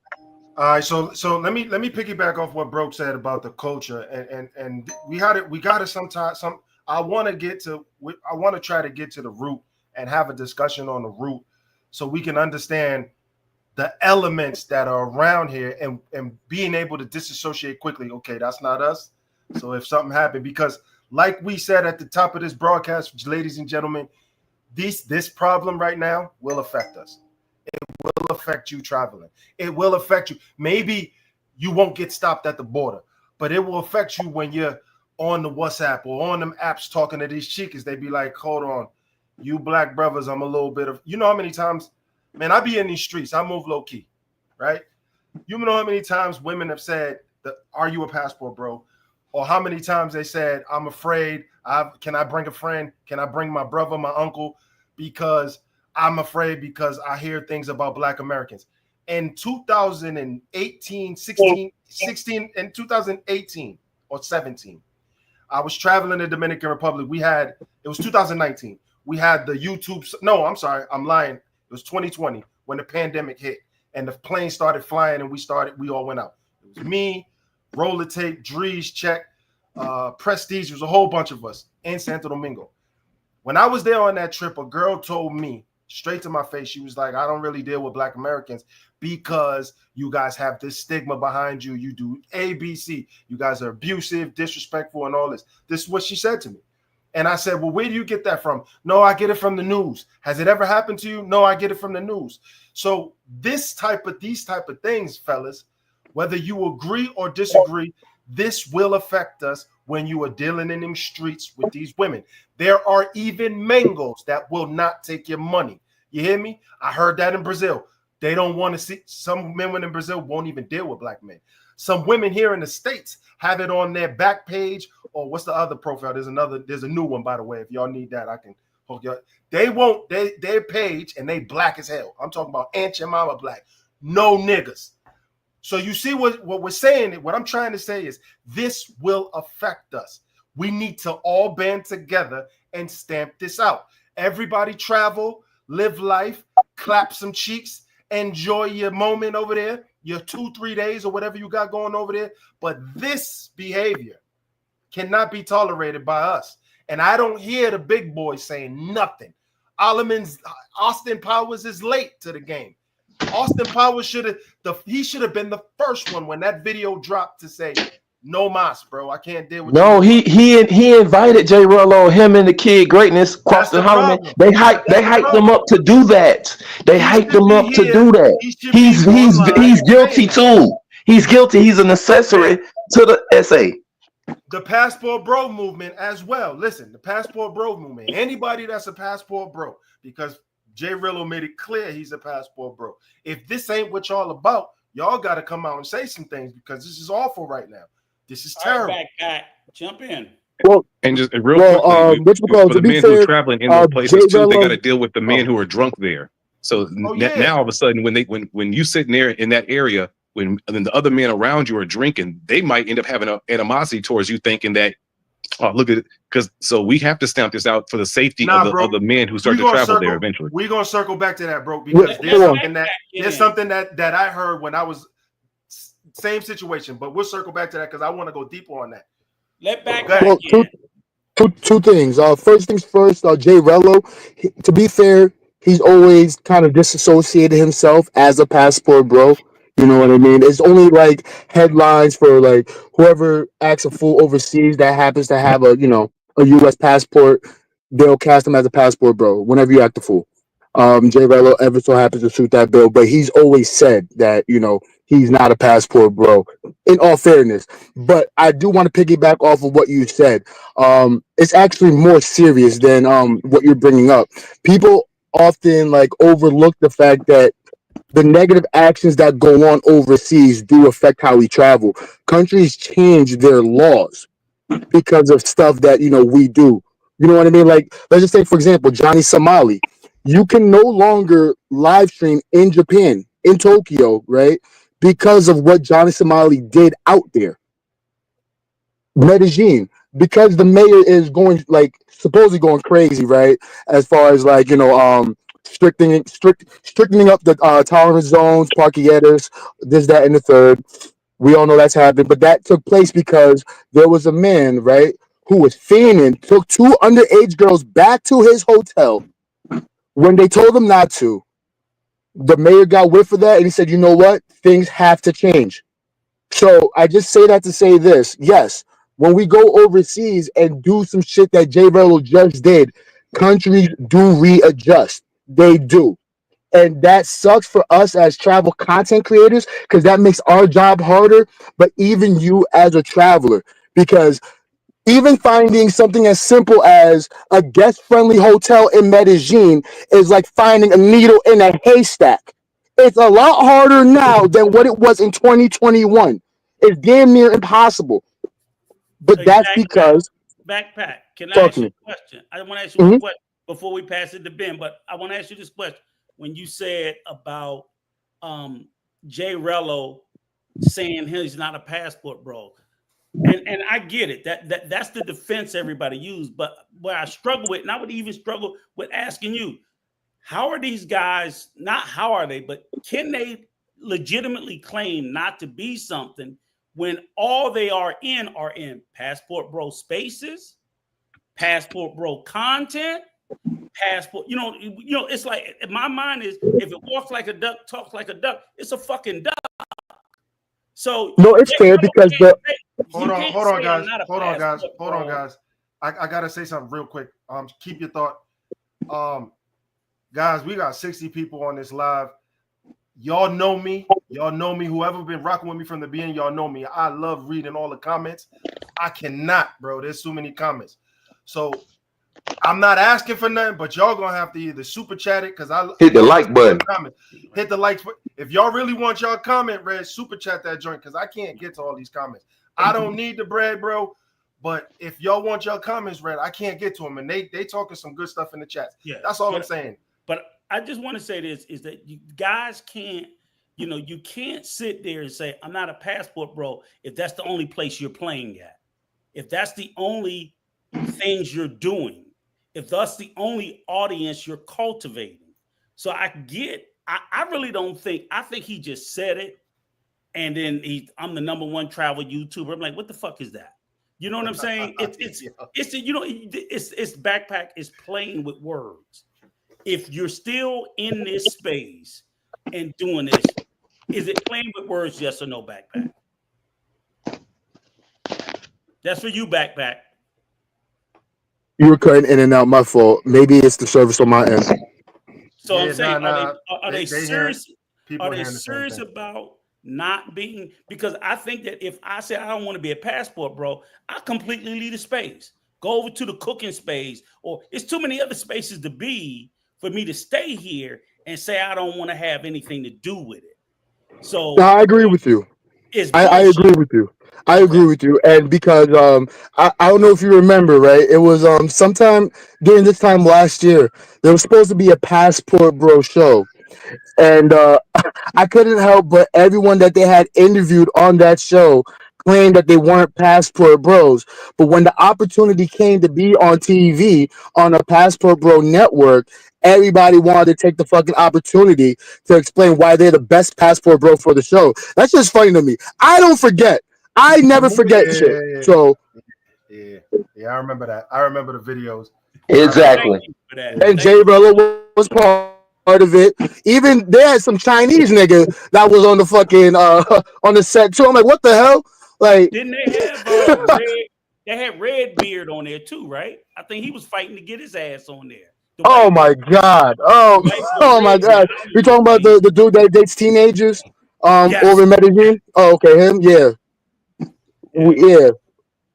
So nobody ain't peep game. Has he been arrested? As anybody? As the authorities got involved? See, he hadn't made any posts or whatnot. He ain't go back to Medellin. I'll tell you that much. Well, he can't. I don't think he can go to the airport. He can't go to the airport in Kenya. That video. Oh, you're talking about Jay Rello. My fault. One of the clips, he said he was on his way to another spot. That's what I heard. That's what in the video. Let's let Ben in because Ben been sitting there waiting patiently. Oh, what's up, Ben? Sorry about that, bro. No, I mean it's cool. Salute to the panel and salute to the chat. Salute, Ben. Uncle Rico, Backpack Val, what up, baby? Yeah. B.O.B., this is my first time on your chat. Just saying salute, just stopping by. Salute. You got any thoughts on what's going on? Thanks for coming through, man. I really appreciate it. You got any thoughts about this situation that's going on with Man, that's crazy. It's just crazy, man. Messing up everybody. Everybody, bro. Everybody. That's some bullshit. Man, you know what's crazy? When I was in Parque Yetis, actually that's when I first met Backpack Val, right? When we was in Medi, right? Yes, sir. I think we was in Medi. And there was this before the crackdown on the young girls coming to Parque Yetis. And I told this story before, I'm gonna tell it again. I'm standing at the corner on the corner of where Gusto's is at, and I see this dude like salivating over these girls walking towards us. I look and they barely had an A cup, cuz they looked like they was like 12, 13. And he was saying, one of them was saying, yeah, I was with the other one. I'm like, these are babies. You know what I'm saying? So I seen that, and I immediately walked over to the police that's standing there. I was like, yo, you got to get these young kids out of here. I think 2-3 weeks after that, they banned the young kids after 8 or something from over there. But damn. I moved away from them dudes. I can't stand next to people like that because you're going to get jammed up in a situation like that, and you're going to be guilty by association. You go to Colombia, Venezuela, or some of these countries, they not just going to lock up them. They're going to lock up all y'all and question y'all. That's an inconvenience. I'm locked up for this fool. Y'all got to step away from these dudes, man. When you see him coming, I don't want to know nothing about him. Y'all. The only dude that y'all ever see me with is Jay and Chet. Y'all ever see me with somebody else? I don't know these people that well. I know those guys very well. I know I'm cool with them. I know they ain't going to do no craziness, right? And if they did, they're going to tell me, yo, maybe you should slide over there because I got some heat coming. Like, type. I can trust that. But some of these dudes, just because they travel and just because they're black, you don't know where they came from. You don't know what they running from. You don't know what they on drug-wise, right? Because we remember Yo Soy Kyler saying that he was popping all types of irky jerkies in the car on the way to Puerto Plata. What type of time these guys on? You don't know what type of time you guys can get into. You know what I'm saying? Hold on. Y'all my mama. He dropped his sock full of drugs on the fucking highway. He made Kyler go make a U-turn so he could go find that shit. Yo, this nigga's a mess, man. This was his first trip to Sosua. Holy hell. Crazy. That's crazy. First night on his way. Still, when I first met Uncle Rico up in Punta Cana, he showed me the way, the ropes and shit down there. Yeah, and we did the whole island. But you know what though, Backpack is what I've seen since I've been in this space. I've seen a lot of guys with substance issues. I'm not gonna name no names. Some are still here, some are not. And if you've been in the space long enough, you know some of the people that's not here that I'm talking about. And I'm like, we've seen in this space people that you damn near see sitting here, like I'm sitting here before y'all, where they're doing habits and behaviors that's like, nigga, you seen somebody do coke in the hood and how they act, or somebody, using some type of illegal substances, the behaviors that go with it. And guys still choose to just look the other way. They don't care. And I'm not saying it's my business, but like if I knew you, Backpack, and we were out here, and I'll be like, brother, look, you need some help. What's up? I think for me personally, I'm cool. Because I roll with guys that when I get out of pocket, Ben will tell you, they gonna tell me. Hell yeah.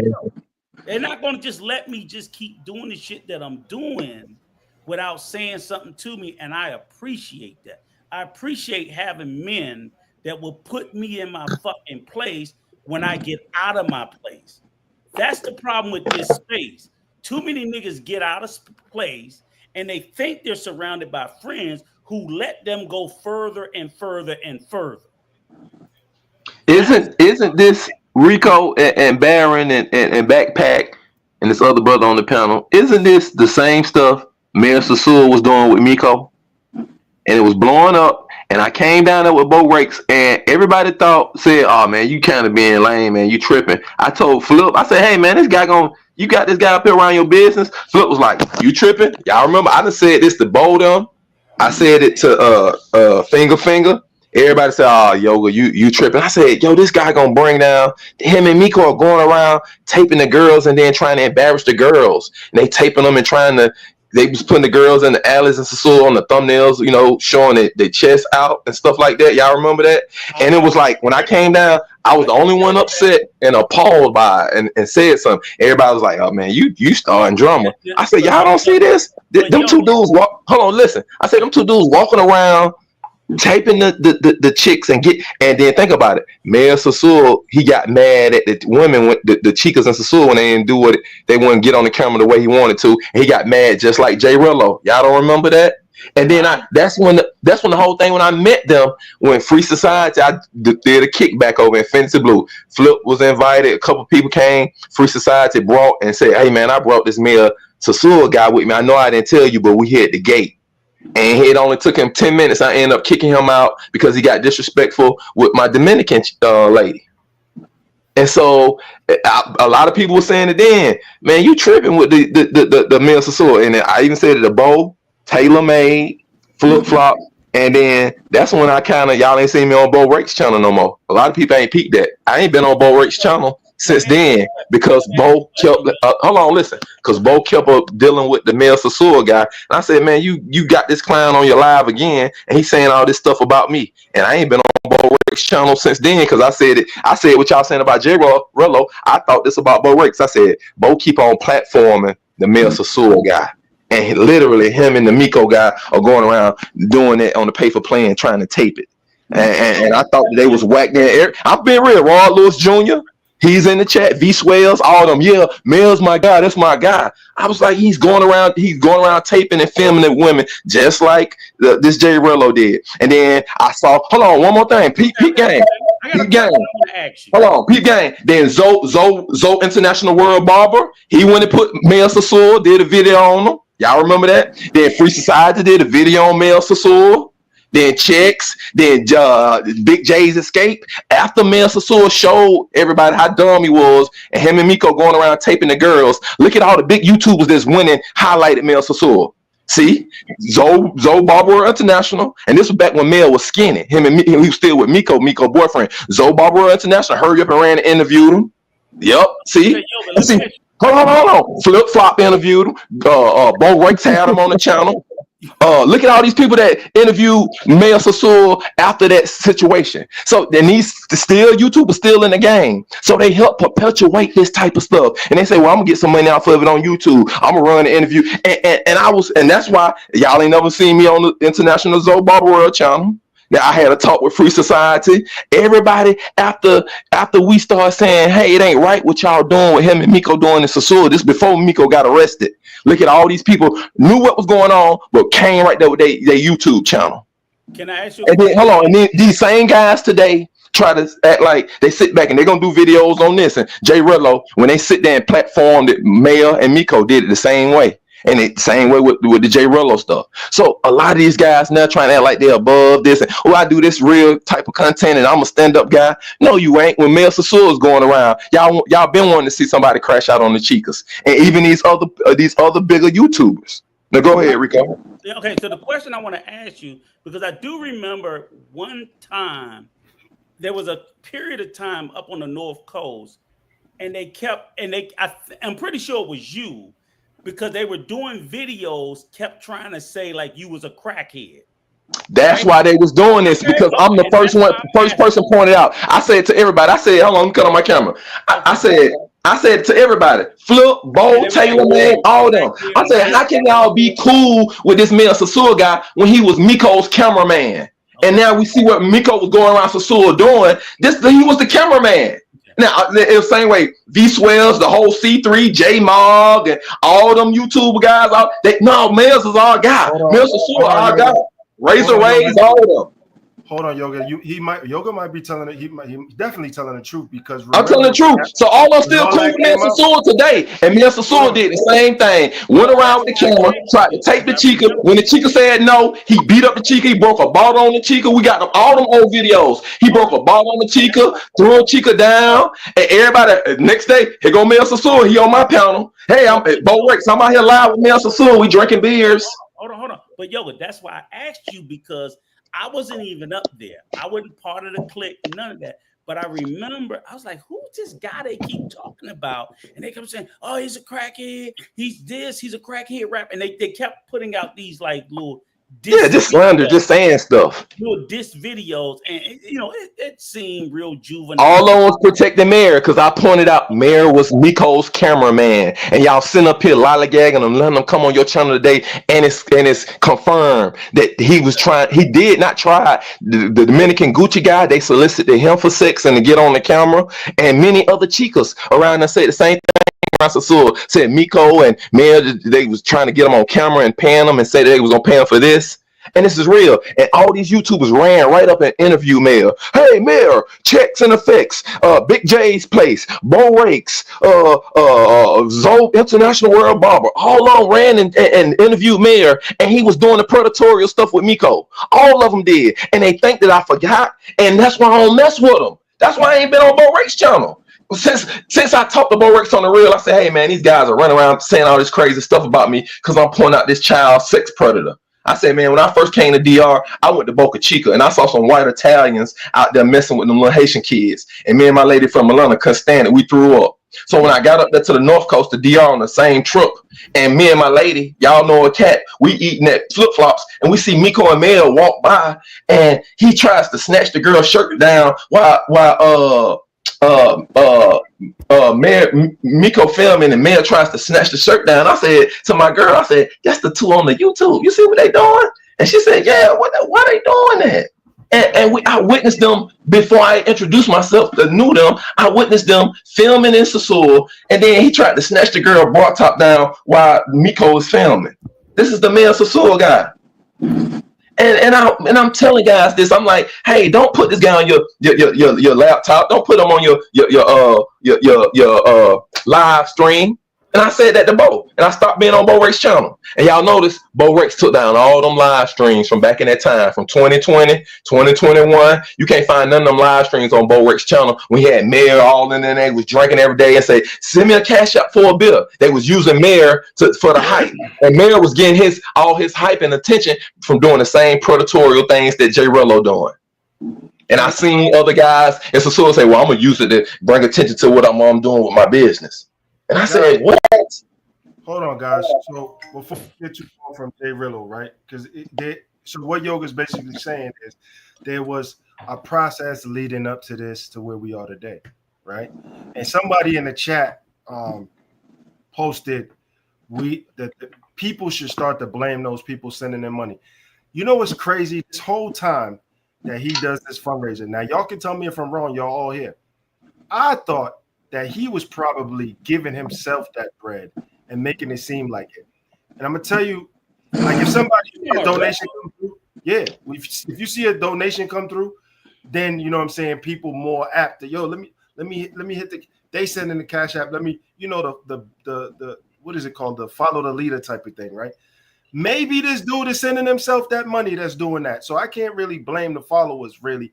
Unless you see it, right? Yeah, not the followers. I'm talking about other YouTubers that had big followings that platformed somebody him. Said that in the chat. Somebody said it in the chat. I got you. Zoe International Barber World platformed him. Checks, Bo Rakes, Flip Flop. A lot of them platformed the ignorance and the dumb stuff. Now they don't want to be attached to it. Real talk. Mel Sassoul and J Rello. Okay, but yeah, J Rello. My thing is, you could definitely blame the subscribers and the people that donate to them, because what they're doing is they're funding the destruction of our leisure. You understand? Like every time J Rello goes out on a trip, we take a couple steps back as a travel space, as a travel community. That's just the God honest truth. You know what I'm saying? And people don't realize that for some odd reason. Like, okay, you might pay for your temporary entertainment, but what does that do for us in the long run? People don't often look that far ahead. And this is why, like, we're gonna set ourselves in a problem that we cannot fix. I'm telling y'all. The more he goes on a trip, the more destruction. No, I think he's gonna get arrested. I don't think he's gonna be flying around anymore. They're gonna arrest him in the next country he goes to. Now they work in Interpol. When you do a crime and commit a felony like that, a sexual crime, they can snatch you up in any country. Especially when you're in the airport. Airport is international territory. And we know he's not gonna make it back to America. We talking about flying back to Chicago International O'Hara or New York, JF Kennedy and make the transfer to Chicago. Nah, he gonna get arrested in the airports. Well, I'm glad you think they ain't watching this? With all this stuff going on with Trump and tariff and stuff, you think the Kenyan transportation, immigration people not gonna use and say, "Hey, U.S., look what your people doing over here." You think that with all these tariffs going on, they're gonna use this? Hold on, yo. I'm glad you brought that up because you got 84 people on the live, and that's a good point to really hone in on this. He's getting arrested. Pay attention to the words I'm gonna say, fellas. The United States are enforcing laws that if you commit certain crimes overseas, you will be hemmed up when you get back home. Exactly. They're going to prosecute at home. How you think they told the Tate brothers when they landed down there in Miami 2 months ago? Remember they landed in Miami, the Tate brothers? And they said, oh, no, y'all got a warrant over there in Romania. So the guy down there in Dade County at the Miami International Airport, the AG, or the DA in Miami told the Tate brothers, say, hey, y'all don't got no charges here. But how we roll now, if you have actual sexual assault charges, they go beyond countries. They stop because you on the run in that country. When it's a sexual assault crime now, you can come from China, any country, and they can pick up the warrant. And that's what they told the Tate brothers. And you notice the Tate brothers got back on the plane and went back over to Romania because they didn't want the arrest in Miami. So the same with this J. Rello. This is sexual of nature, how he's assaulted this lady, this Kenyan woman, on tape. He's not landing in the U.S. Yoga, you're missing something else. What you just said. It is definitely ass in nature because he put this woman on a social media platform without any clothes on. Without her clothes. And then he tried to perform a sexual act on camera, which is called pornography, which you got to get all type of laws and waivers signed, and you got to go to certain states where you can shoot legal pornography. It's a lot of sexual crimes that he committed. He's not going to make it back to the U.S. on a plane. Trust me, y'all. He not going to make it back to the U.S. If he do, he going to make it back to the coast, and he going, he taking that special flight where you go straight to the, booking. Yeah, I mean, every time, this brings me back to when I was younger, man. Every time I thought, yeah, that dude, he's just moving too nice and too loose. I'm talking about in the streets. He's making so much money, man. How's he doing this? And he's flashy too. The cops gonna get him. And come to find out, he was working with the boys. So you never really know. You never really know. You know what I'm saying? So this would go back. If it is true, this would go into, man. This would go into him being they sending him as a plant to make black men look bad that's traveling over the world. And Rico is taking his sleep medicine, y'all. He's taking his sleep medicine. He don't walk good. He got high blood pressure and his ED pills. His ED pills just made him go to sleep on the live. It's okay. He's taking those ED pills and he has some problems. The blue pills just made him go to sleep. And I'm not even gonna point that out because it's a health issue. There's a comment in the chat that says SA is too far of a stretch. If posting somebody without their permission in the nude is assault, bro. And he was actually they was in the bed naked, and he wanted her to perform sexual acts on camera, and she said no. And then he spazzed out and started hitting her and beating her and saying, "Put on your clothes." So how is that not a sexual assault? Right, and still filming her while she had no. Yeah, while she's putting on her clothes, got her face on there clear after she put on her clothes. She had to pull out her phone and start taping too. Like he got her face, so she's embarrassed. Her family knows, her father, her brothers, the whatever tribe she's from in Kenya and Nairobi. The mayor of Nairobi is aware of this. It's about 50 African bloggers. People been texting me in the WhatsApp all day, sending me the different Kenyan, Nairobi bloggers that's saying this, and they're talking about Austin Holloman too. Now, they're going to get attacked in the streets some type of way because he viciously attacked her in the way he did.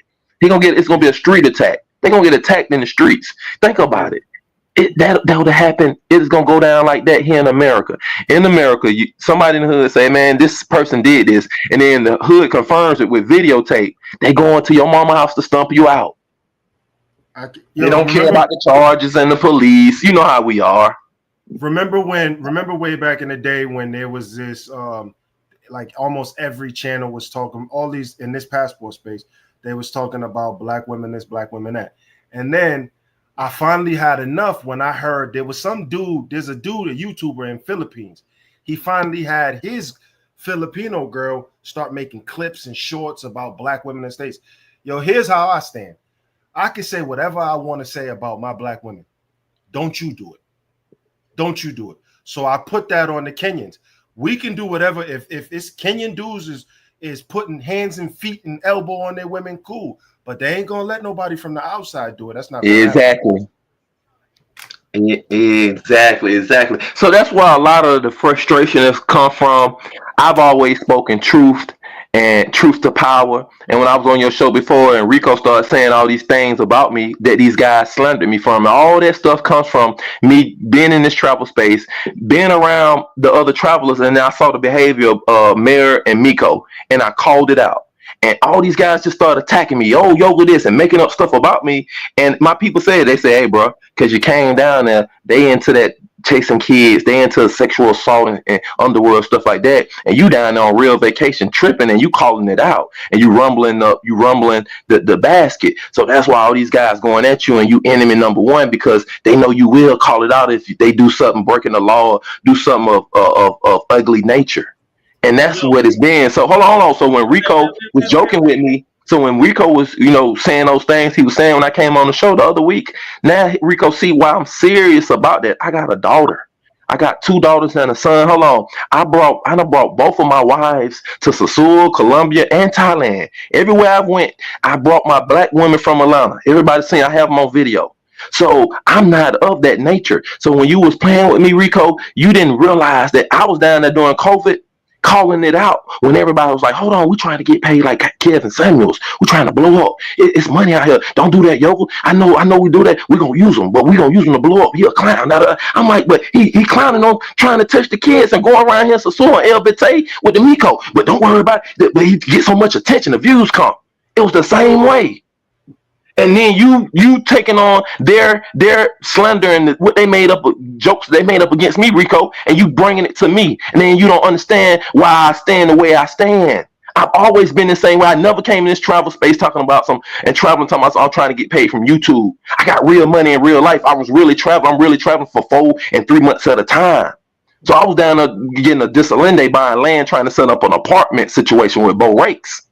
So that's why I was like, we got to get these child predator guys off around here with these YouTube cameras. We're trying to have people come down here and run our villas and come to the Paradise Life parties. How is that gonna happen, Bo? If you got the clown on your page saying super chat me for Presidentes, look, I'm out here with Mel Sassoon and we out here on the beach dead flip flops. I was like, no.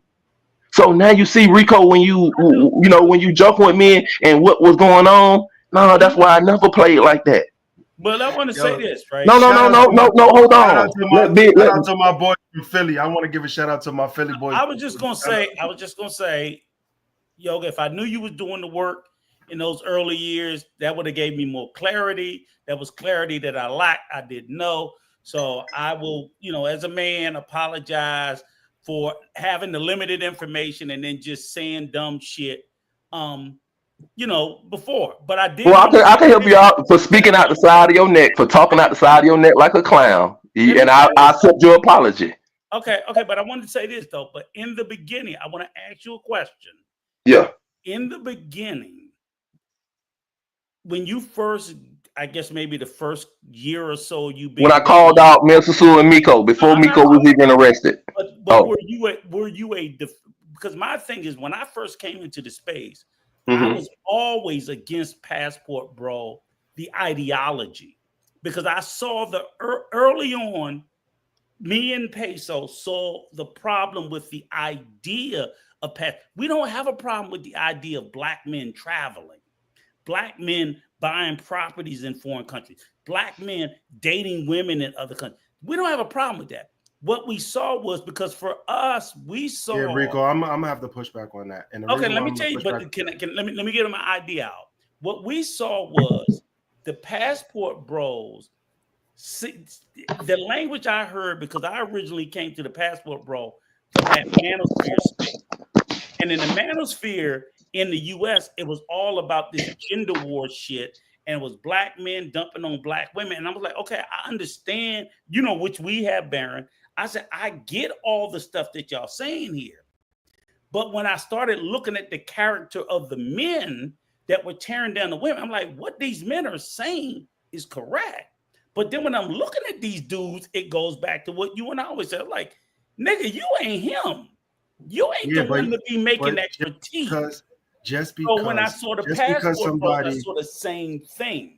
Reed, just because somebody doesn't have the means, or somebody doesn't have the look, or somebody doesn't have the, I don't care if he's one cockeyed, bow-legged, and 550 pounds. Just because he looks that way doesn't mean that his gripes are not valid. We have a serious situation in the black community between black men and black women. That's a real problem. Guys, the idea of the Passport Bro movement was a good thing. They was moving, they were finding things outside. But things that they said out their mouth about home, like I told people from the beginning when this movement started, I said, bro, if I'm outside the country and enjoying all that you said that the women have in other countries that our women lack, I'm no longer thinking or talking about home. I'm outside enjoying myself. They kept talking about it. Go ahead, brother. Baron, the worst problem was it was like, okay, you said if you get A, B, and C from women in America, you would do E, D, and F. Well, now you're in a foreign country and you're telling me you're getting A, B, and C, but you niggas are not changing. You're not getting any better. It was a smoke screen. Right. It was a smoke screen. And people are gonna get mad at me. I was like, you're not getting any better. They're gonna get mad at me for saying this. But this is what I'm saying. An excuse to go and trick off overseas. Yeah. That's what it was. Because I'm like, how are you going overseas and you're becoming a bigger alcoholic?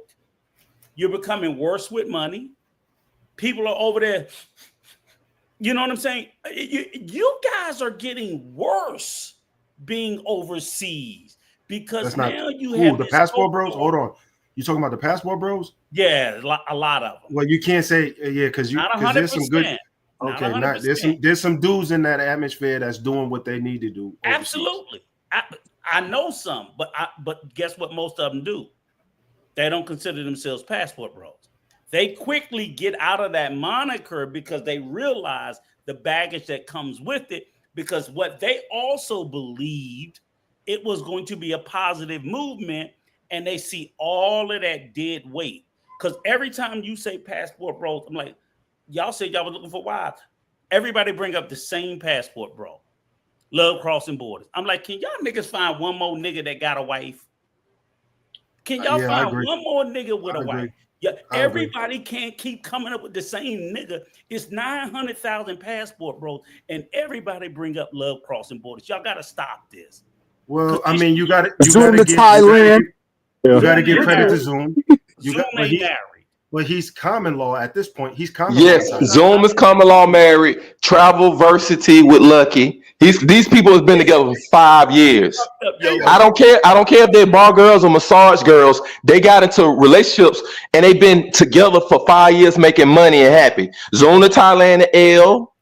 Love crossing borders with Andre and Andrea. Hold on, we gotta be honest. I gotta be honest. Flip flop of Paradise Life. Flip flop got kids playing baseball. He got family down there. J Mal, the brother J Mal from C3. J Mal got a baby and a successful family in Puerto Plata. Hold on, gang. All right, cool. You said successful, so I'll let it rock.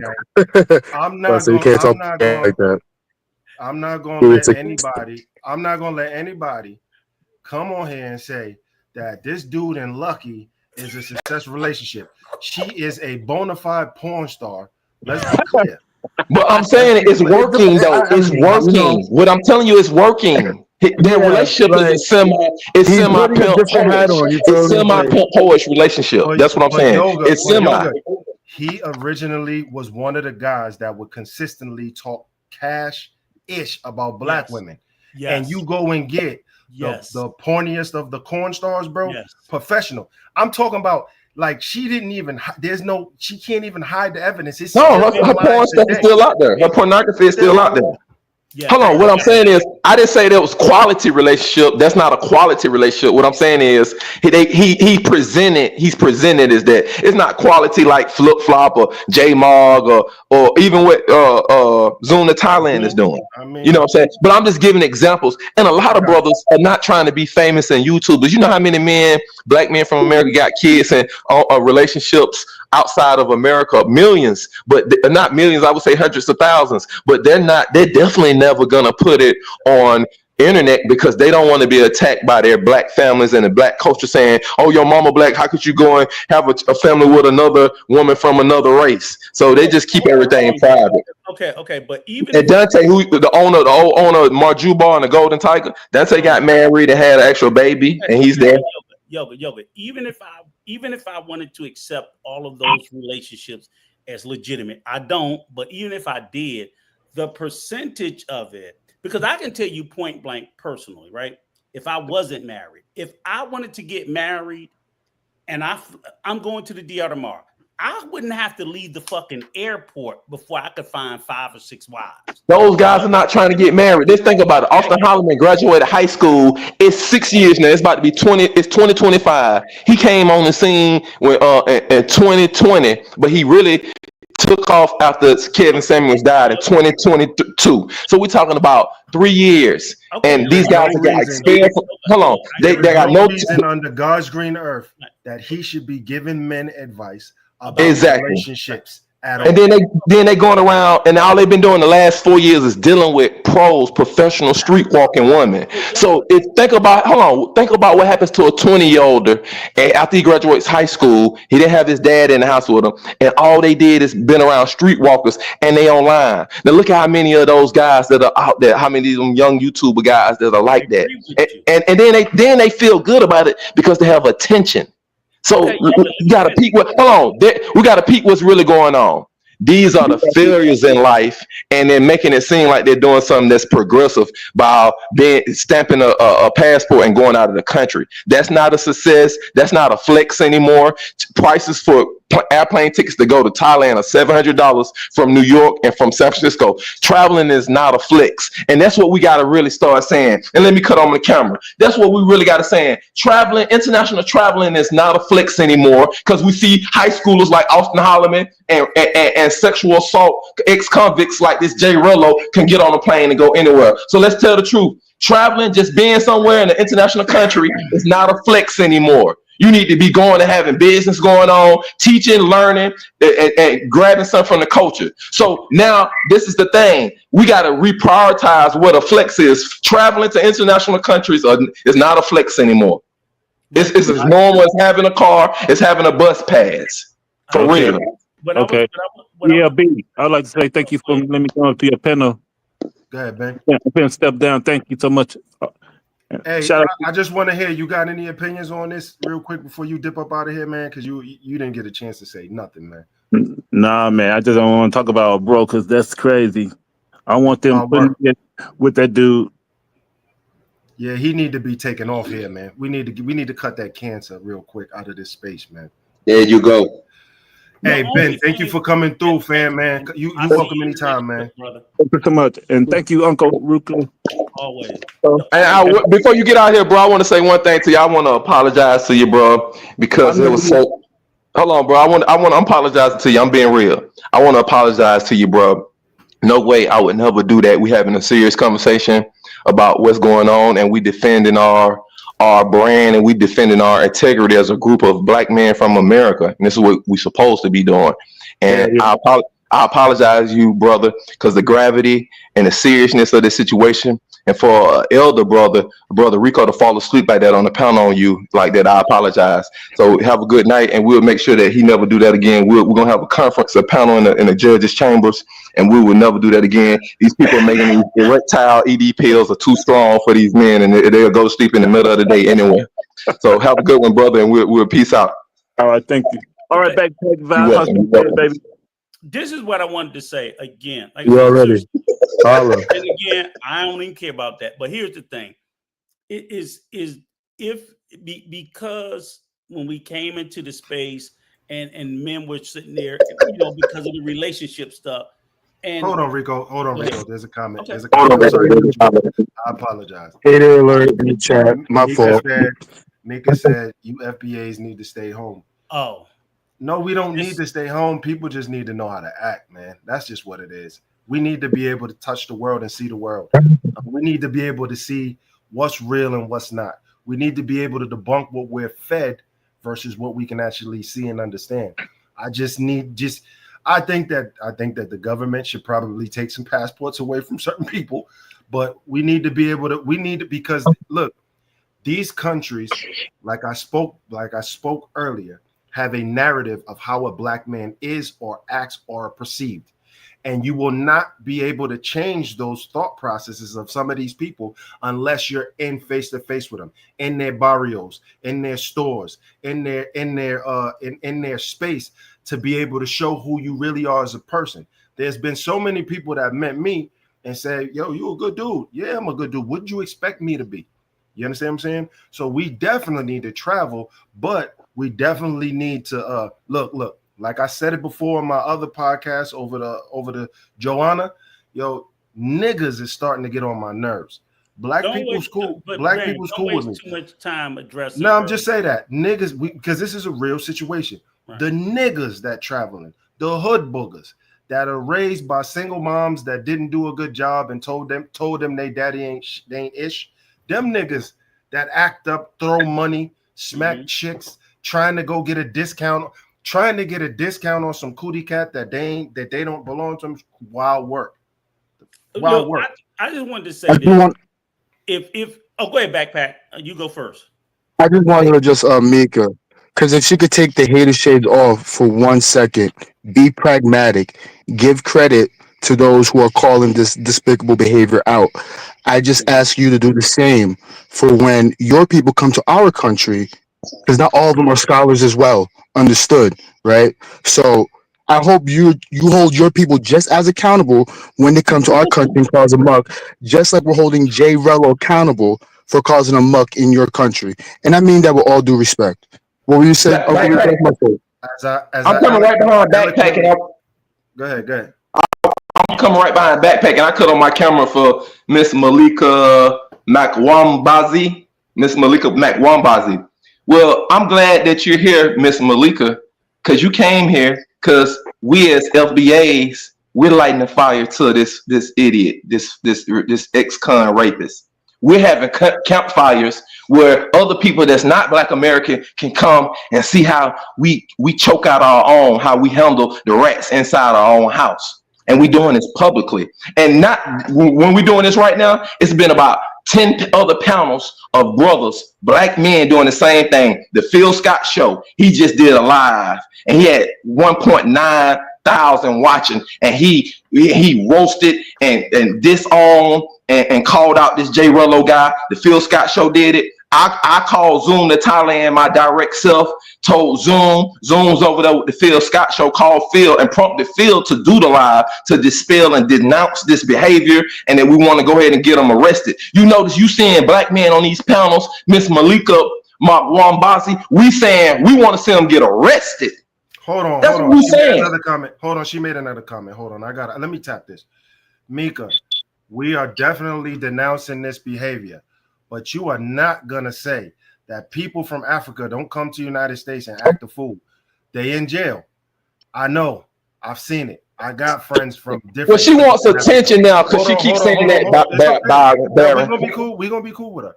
We are saying right now in front of you, Mika, in front of the world, that this behavior needs to be persecuted and prosecuted to the full extent of the law. Exactly.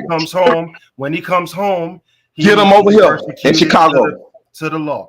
Now, what we're not gonna do is blame all Black people. I am tired of people lumping all Black people. This FBA. Look it, you wouldn't be able to come in this country if it wasn't for FBAs. So Watch how you talk about us. You hear me? Watch how you talk about us. We are not all the same. We do not have the same mentality. We don't march to the same beat. We all different. Anybody that got something to say about FBA people, make sure you're accurate about the person that you are dealing with. What Rico does not affect me. What Yoga does not affect me. I don't do what they do. They don't do what I do. We're different. So you can't say all FBAs, because we can say all Africans have sent us emails asking us to send money for our rich uncle in Africa. We can say that, but we ain't doing that. So don't paint us all with the same brush. That's what we're telling you. Hold on. I gotta say, Byron, I gotta say this to Miss Mika. Miss Mika came up here to get us off of our mission. No, our mission. Hold on, Barry. Hold on. I'm showing you how. Brown Looker how she came up here to get us off our mission, because we're choking out J Rello. We're showing the psychology of what he doing. We're showing his ex-con record, and we're showing what black men with children. We got ex-baby mamas or ex-married. All of us, we 40 and up over here on this panel. And we travel. She's making me mad. I'm sorry. She's making hold on, bro. Hold on. And we travel. Hold on. One quick thing. So she's getting deflected by keep grouping us in, and we're here denouncing J Rello and the behavior. So she wants us to focus on some FBA African stuff. No, we're here to say as black men that travel from the USA, we want to see J Rello get arrested and charged for this. And so she wants to get us off and get us focused on her. I get all that, but we focus on J Rello here. Sorry, bro. I can't let that slide with where I'm from. Look, y'all don't make this a FBA versus African thing, because y'all don't want smoke with us. We calling out J Rello. You know what I'm saying? I'm sorry for my African brothers, but if she's talking like that, we can go. If you really want us to go side for side, y'all don't want. She's a woman. The African brothers will tell you don't even pay her attention. Let's be real, Brown Looker. Nigerian man, Ethiopian man, Kenyan man would say don't even pay her attention. Let's be real. If it was an African brother on this panel, he'll say don't even bring that up there, Byron. Shout out to my Africans. I love and respect. A Nigerian brother he'll say, Brown Looker, what are you doing? Don't even bring her comment up there. We're focusing on this guy. She's taking the attention off the Kenyan woman. We're showing love to this Kenyan sister that has been abused. That's what we're really doing. We're showing love to this Kenyan sister that this fool from Gary, Indiana took advantage of her. And when all of us black men from America saw that video, say, oh no, you ain't gonna do that sister like that. And that's why I'm up here. See, I'm up here defending the sister from Kenya. To say we want to see him get arrested, he need to be charged. And Kenyan police, I already sent them email. I looked up on Google. I looked up Nairobi police chief, all that. I sent them emails and said, I'm a brother that travels. Just drop the link for. Hold on. Before I go back to sleep. We're protecting the Kenyan woman. We're protecting the Kenyan woman. Hold on, guys. If I fall asleep before my question, wake me up. Hold on, guys. I'm gonna drop the link, Mika. Hold on, gang. Hold on, gang. Mika, you got a lot to say. I'm gonna drop the link. I want you to come in. I want you to come in and express yourself. And we can because we're protecting the Kenyan women. Put the link in and you can have this conversation. We're black American men that are protecting and standing up for the Kenyan woman that was attacked by J Rello. Hold on, Yoga. Legitimate question. We should not be going at each other as black folks in any part of the world. So if you feel like you want to come in and say some things, Miss Mika, by all means come in. The link's right there. Hop in and tell us how you feel. We should not be pitting each other against each other. Exactly. I'm telling you. Ronan, hit the link too. I don't need to deal with your Brown Looker, can you ask Mika one thing? No. She's cool. Ask her one thing. Ask her, can she help us? Can she help us get J Rello arrested? Can she help us if she's African? She's unreachable. Her weave is too tight, fam. No good. Keep moving. Oh, she got fake hair. She don't even have her real hair, so she can't be a real woman. She got the hair of the white woman and the woman in Asia. She got white woman hair and Thai woman hair. Okay. Let me ask you a question, sir. Okay, because again, we started with J Rello, and I don't want, again, sometimes we get a little lost. So we know everybody agrees and we know how bad, and I feel the same way you feel, Yoga, about J Rello. But what I don't want to get lost is that every time I hear about these bad actors in the space, I always say what I call, and you tell me if I'm wrong, Backpack, they spawn children. So basically, you have a terrible person in the space who gain a certain level of popularity, and then see J Rello, I don't think was the first. You calling it out, Rico? You calling it out? Right. But hear what I'm saying, yo. So we could say Jay Rello could be the first of his name, but you reminded me of somebody earlier. I'm like, was Jay Rello the first? Or was Mayor Jay the Sassoon. first? Yes, it was Mayor Sassoon. And he got popular, and Jay Rello then was watching in jail. They had the cell phones in jail. Soon as he got out in 2022, Jay Rello said it. He got out of jail, saw all this, and jumped on the plane. I agree with you. And then I'm like, Jay Rello also may not be the last. Exactly. NYC to the Future, whoever else, yep, and other people. So that's what I'm sitting there saying is, even if we get rid of Jay Rello, is it enough just there? Because we can shame Jay Rello, and he definitely needs to be shamed. And I've said it repeatedly on several. He needs to be arrested, Rico, not shamed, arrested. I'm gonna land my plane. And I said, yes. People are like, well, he doesn't care. I get he doesn't care. But when we shame him, it's not for him, it's for the community. We're setting a standard of what we will not accept. Yes, you're right. You're right. Person that comes along, no, I better not do that dumb shit. Yeah, because they're gonna turn up. The brothers gonna get me. Brooklyn GQ in the building. That's what I'm saying. And toward the outside looking in, people outside of the community as well, because we're also trying to show. You went out, Backpack. Breaking up bad. He in Colombia. I think Backpack in Colombia. Who's the brother that just hit the pound? No, I'm back. I'm just Boondock. My fault. Ronan the Traveler in the building. We didn't hear you. Go again, Backpack. We didn't hear you. Hear me now? Or yes. Copy. I lost the train of thought. Click Backpack. You breaking up real bad. I'll play the back. Go ahead, Ron. His manager too. Go ahead. What's good, fellas? What's going on? What you got to add to this, bro? I want to see how creative the brothers on tonight. The real men, the Golden Brotherhood, is standing up against the bullshit. Let's go. Rico can tell you I've been on at least 2 or 3 panels already in the last 4 days. Disgusted at the actions of Jay Rello. I've had him a year and a half ago on a panel telling him I was the king of accountability when it came to his actions. And over that last year and a half, he should have showed some marked improvement on the way he traveled and carried himself, because he left chaos in his wake of traveling. But a lot of people, because we're older gentlemen, me and Old Krusty and others, want to say, oh, you OGs are hating. No, we're the ones that laid the groundwork. I'm a military vet. I've been traveling since I was 4, really. But once I got in the military, I started really traveling. I turned a lot of people on to how they travel, how to move, and all these other things. So at the end of the day, it's not about us hating. It's about there's a certain level of decorum and respect you need to give these cultures when you go to these countries, period. Should he be arrested? Yes or no? You're a military vet. Should he be arrested? Absolutely, he should be arrested. And see, we the panel that's saying it. Other panels just calling it out. We saying it over here. He should be arrested for doing that to the young Kenyan lady. We defending the young Kenyan lady. At the minimum, he should have his passport flagged. Once he gets back to the United States, it should be taken from him. And then they should review whatever tapes and everything else and prosecute him to the full extent of the law. Because technically on that blue passport, you are still subject to American laws, no matter what country you're in. Exactly. So what are we talking about? No matter what country you're in, you can still. Hey, hold on, Ronan. Sorry to cut your wisdom. You don't know the topic, my man? Oh, this is a white supremacist coming over to deflect because we're doing something positive. Yo, is he racist? Hold on. Can y'all chill out? I didn't say anything. I just asked who we're talking about.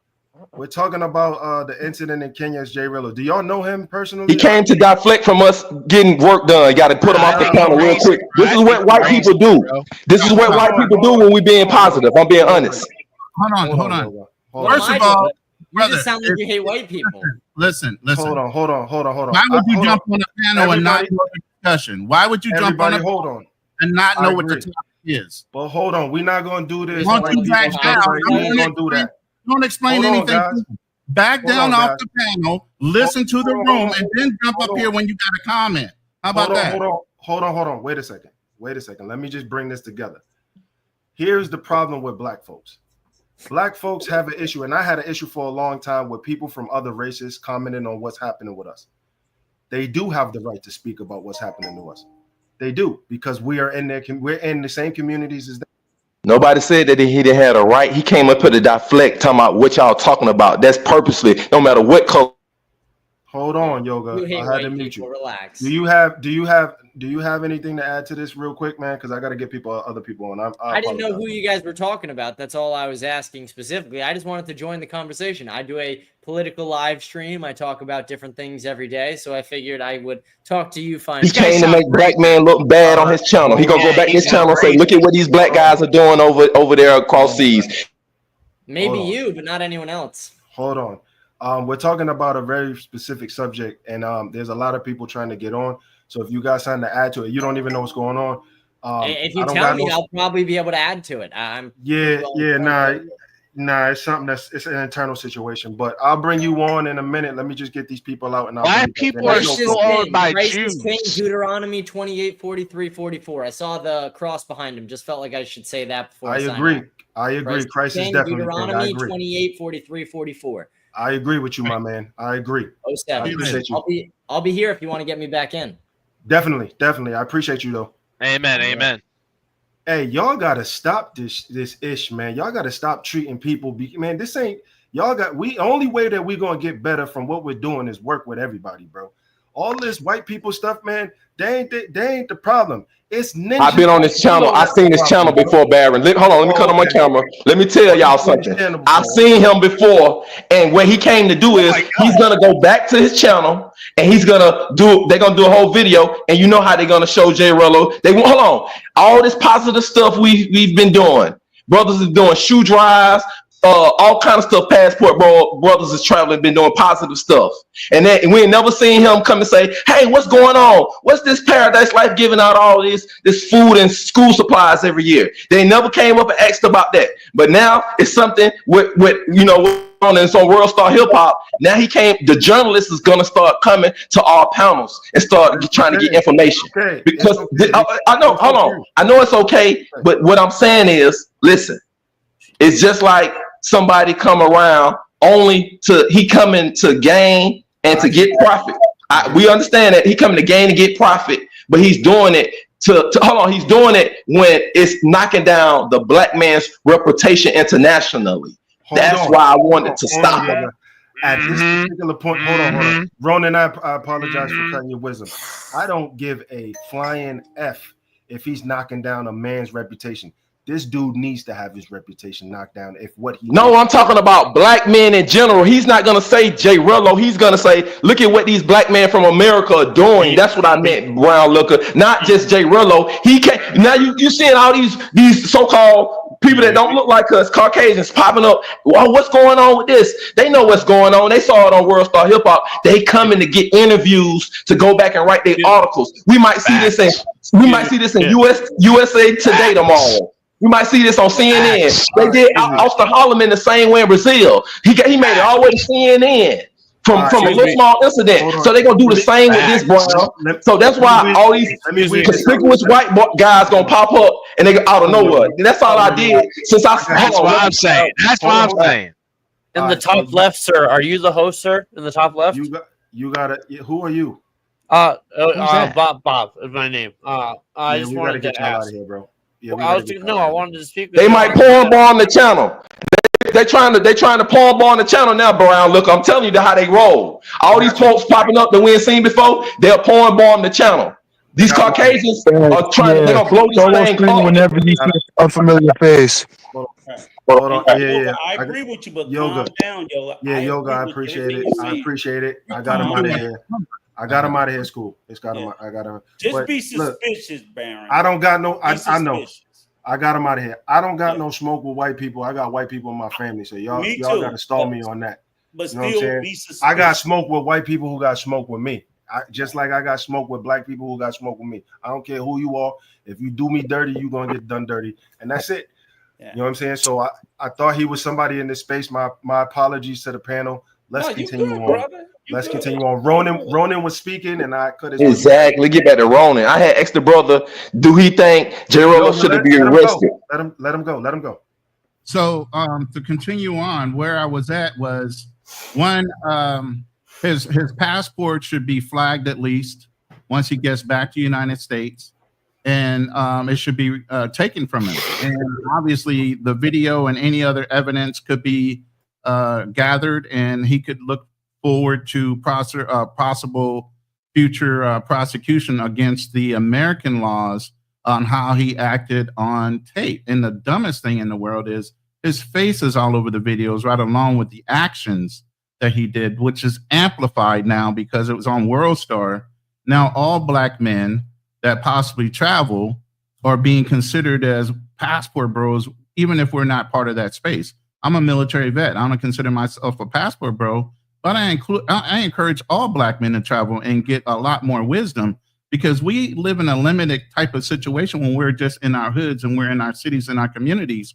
Once you start traveling, you become a lot more wise to the advantages, one, that we have in the United States.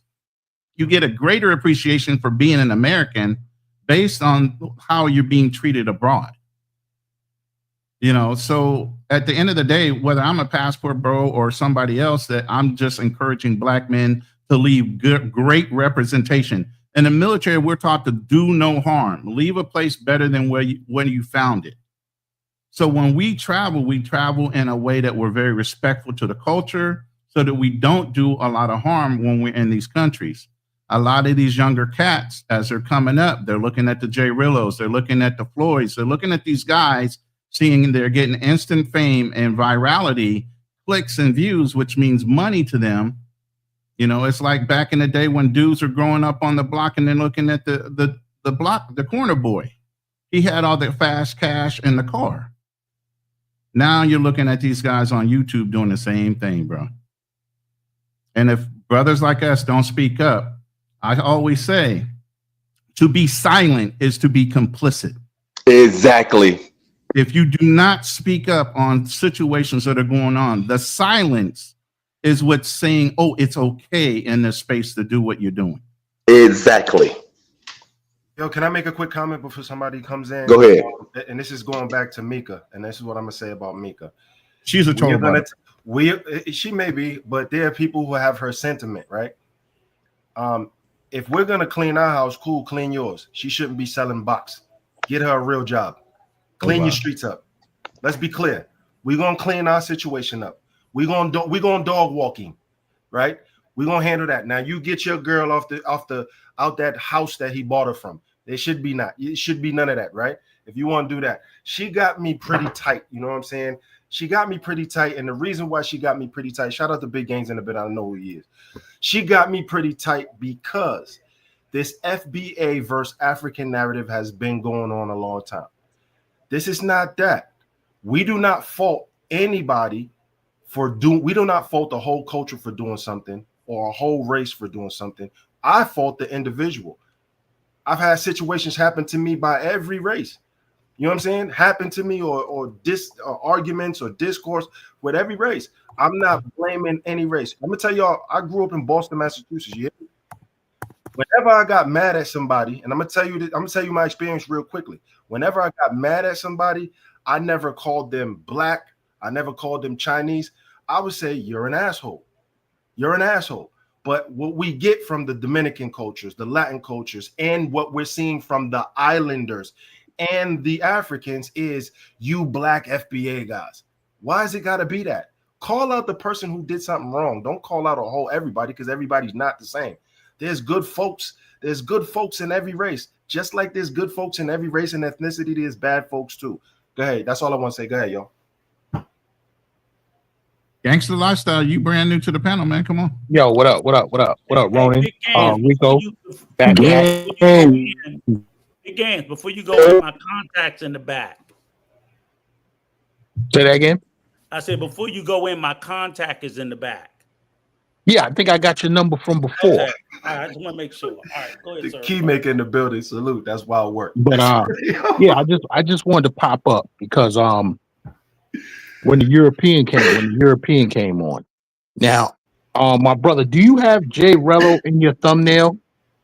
Nah, I would never do that. You don't have it on the title? Now, I'm not talking about a picture. I'm talking about his name on it. None of it. None of him. because I'm trying to. Rico, you was on my live last night. We had the European pop up on my live last night. The same one, different guy. Different guy. Yeah, there was like 6 of them in the back. And I'm like, where are they all coming from? And you know, Rico, they've never come to my panel. They've never come. They're searching any live Passport Bro content, and right now with this header, Passport Bro, it is live, and this is an opportunity to because you said something about Passport. Okay, he don't have a thumbnail. What he has is his title, and that's identifying. My bad, Yoga. My bad. I was trying to give the dude just a fair. I thought he was in the space. With Mika, she was in 2 rooms where I was on panels, so she is an actual troll. So she comes in the room and starts all kind of discord to get you off the topic. Yeah, she definitely got my blood pressure. Your boy needs to hide. The Kenyans are gonna come get him. We ain't gonna worry about it. She's gonna say all the same things.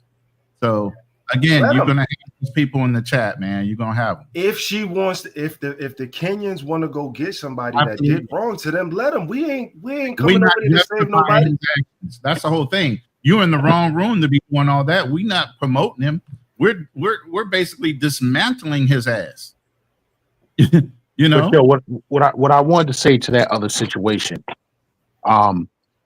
we're black men on these panels trying to straighten out our situations, especially with this situation with Jay Rello, right? So what I'm saying to you,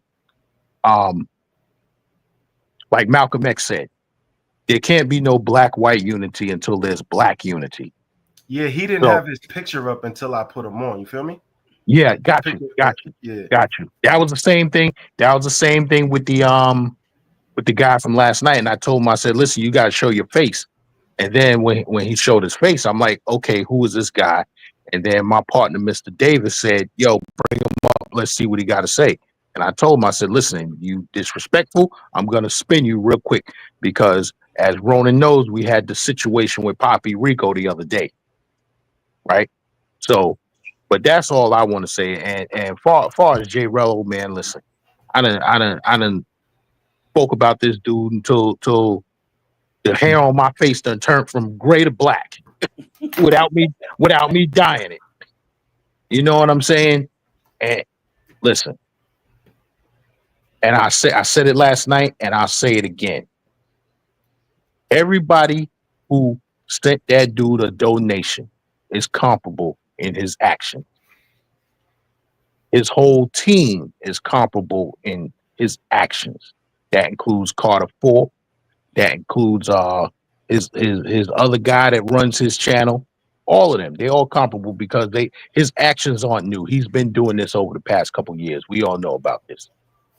But let me ask you this, Gans, and this is the thing where, because like I said, I keep thinking back, I don't know if you know him or not, Ronan, because I just realized you in the Philippines.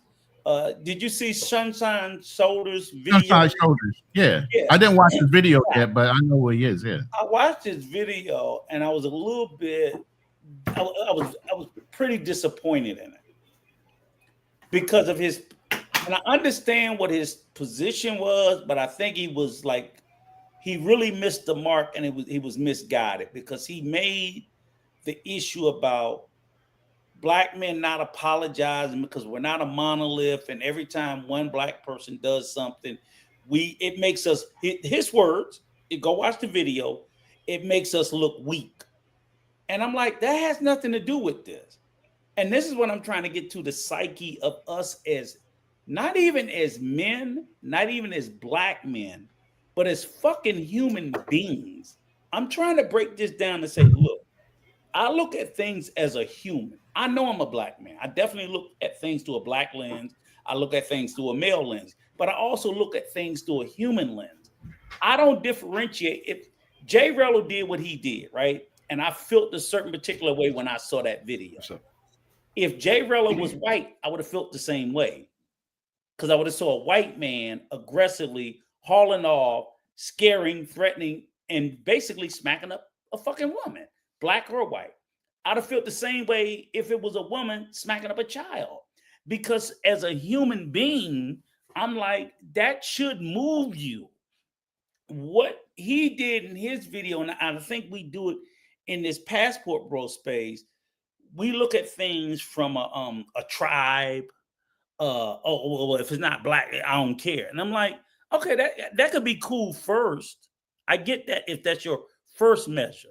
But if you just see an Asian man damn near beating an Asian woman to death, you just gonna just keep walking? I mean, is that what we're saying? I'm not asking nobody to jump in front of no bullets, take no knives, any of that. But I'm asking us, where the fuck did our humanity go? You know what I'm saying? As human beings, I was brought up to think that, hey, you see somebody that need help, that's another breathing person. You don't just leave them lying on the street, head cracked open, bleeding to death. Well, they ain't black, fuck them. I'm like, the fuck is wrong with us? These are the things that make me sit there and wonder, because and the only reason why I say it is because we look at the defenses, that's why I think we have a problem, because see here, it's all black, right? But guess what? You want to see what the delineation is within the black? You got all these black men defending a black man hitting a black woman because it's the sex. But I'm like, I don't give a damn if it was a woman hitting a man or a man hitting a woman. One person beating up on the other is not right. And, you know, one person in well, what if it was a woman hitting a man? If it was a woman hitting a man in a wheelchair, I'd be trying to snatch her ass up. You know what I'm saying? Don't think that, you know, it can't, the power dynamics can't be different. If the guy's, right, you know, got some sort of MS, then the woman is the more stronger of the two. And and she could be smacking him up. There are instances of women physically assaulting men here in America. So we just being men. We don't want to see no injustice. That's what real men do. Because we know that peace is gonna be the best thing, where we can make the most money, where we can have the most women, where we can have the most kids, where we can have a peaceful society. So real men gonna call out all of the injustices. Now I want to bring up, great point, Rico. I want to bring up and the brother Ronnie, and also the brown liquor Baron. I wasn't trying to overtalk you, but in that point, in that instance, when we saw that guy came up here and deflecting and what he was about, I already know what he was about, and it peaked the game. So Brown liquor, no apology needed, brother. Because anytime when y'all see me, and let me cut on my camera. I'm over here because I had to put my phone on my charge. I'm in my garage. I was over there sitting talking to y'all, and it went dead. And anytime y'all see me go stomp down 10 toes on something and I go hard, I'm never going hard on nothing dumb. I'm never going hard on nothing for no monetary gain. I'm always going hard to protect my brother.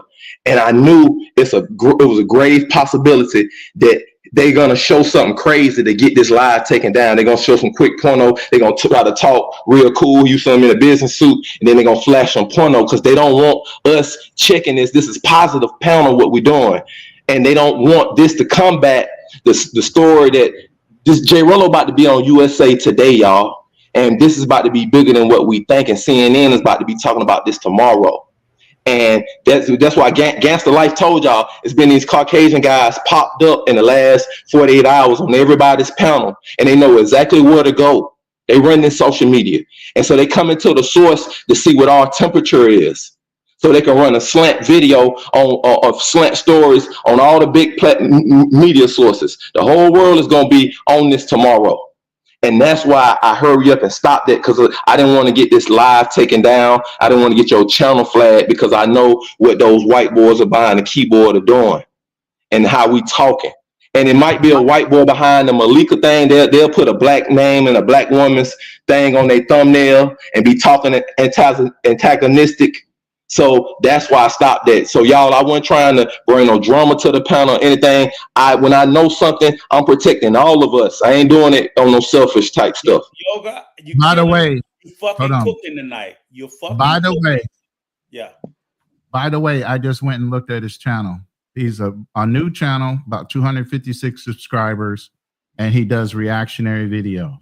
Troll account.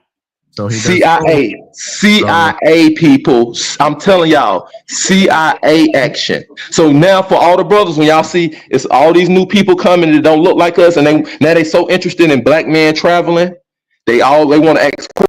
Oh, what's going on? Y'all got to peek. Those are agents. Don't interact with them. Let me ask you this, Yoga. Hey, Baron, do me a favor, and I think you a legit person. HD chilling. I just want you to put up his 2 comments because this is what I'm talking about. And because this is what I think is like, this is viral. This has gotten crazy. And I think what's making it worse than what Jay Rello did is the reactions from people in this space. You know what I'm saying? I'm like, yeah, for other black men that travel. Worse with your defenses and your reaction. When I sat there and told somebody the other night, just call it out. You don't have to do anything else. So I said, and I remember, I think I said maybe I said it on yours, Gans or Gangster, or either you, Roman. I said, look, if you're in the travel space and you see someone in the feminist space are going to be dragging Rello. They should let them have that motherfucker. Let them call him every piece of shit under the book. Do not be over there trying to defend it. Because when you go over there and you try to, it's not all passport, bro. You see what I'm saying? You're making it worse. Don't do that. This is that egregious. Just let them have it. Let them just chew his ass to the bone because he deserves it. Don't either go over there and say, I'm denounce it. I stand out against it. But if you go over there with this whataboutism shit, you're going to make the space look worse. And I don't even know why I'm trying to save this fucking space, but I'm like, you guys don't fucking listen. Because it's not just their space, it's all of our spaces. Yes. It's veteran spaces, it's people that are expats already, and it's the black community space as well. But at the end of the day, you're absolutely right. These type of panels where you have a whole bunch of black men concurring and denouncing his actions over and over and over again. So white boys in suits popped up. All they can do is find content, but all the content's going to say we're all denouncing him. Yes. When you got there you go.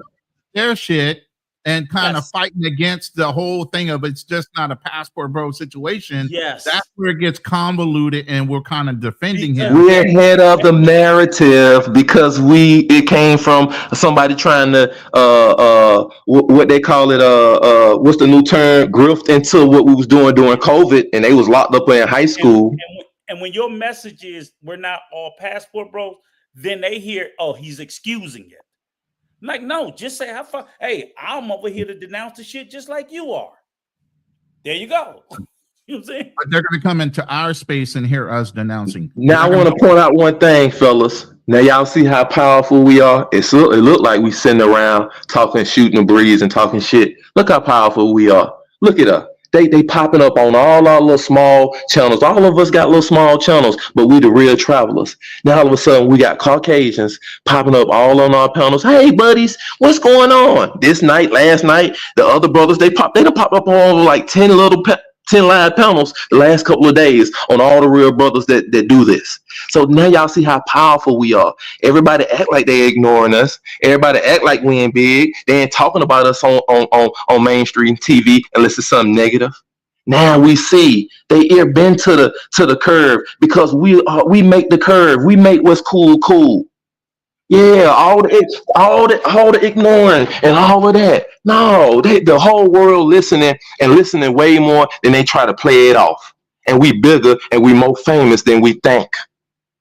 They got know who we are on this panel. That's why he came here. They've been watching and studying us. They got all this stuff on the social media. They own the social media. They sit back and got accounts on all of us, fellas.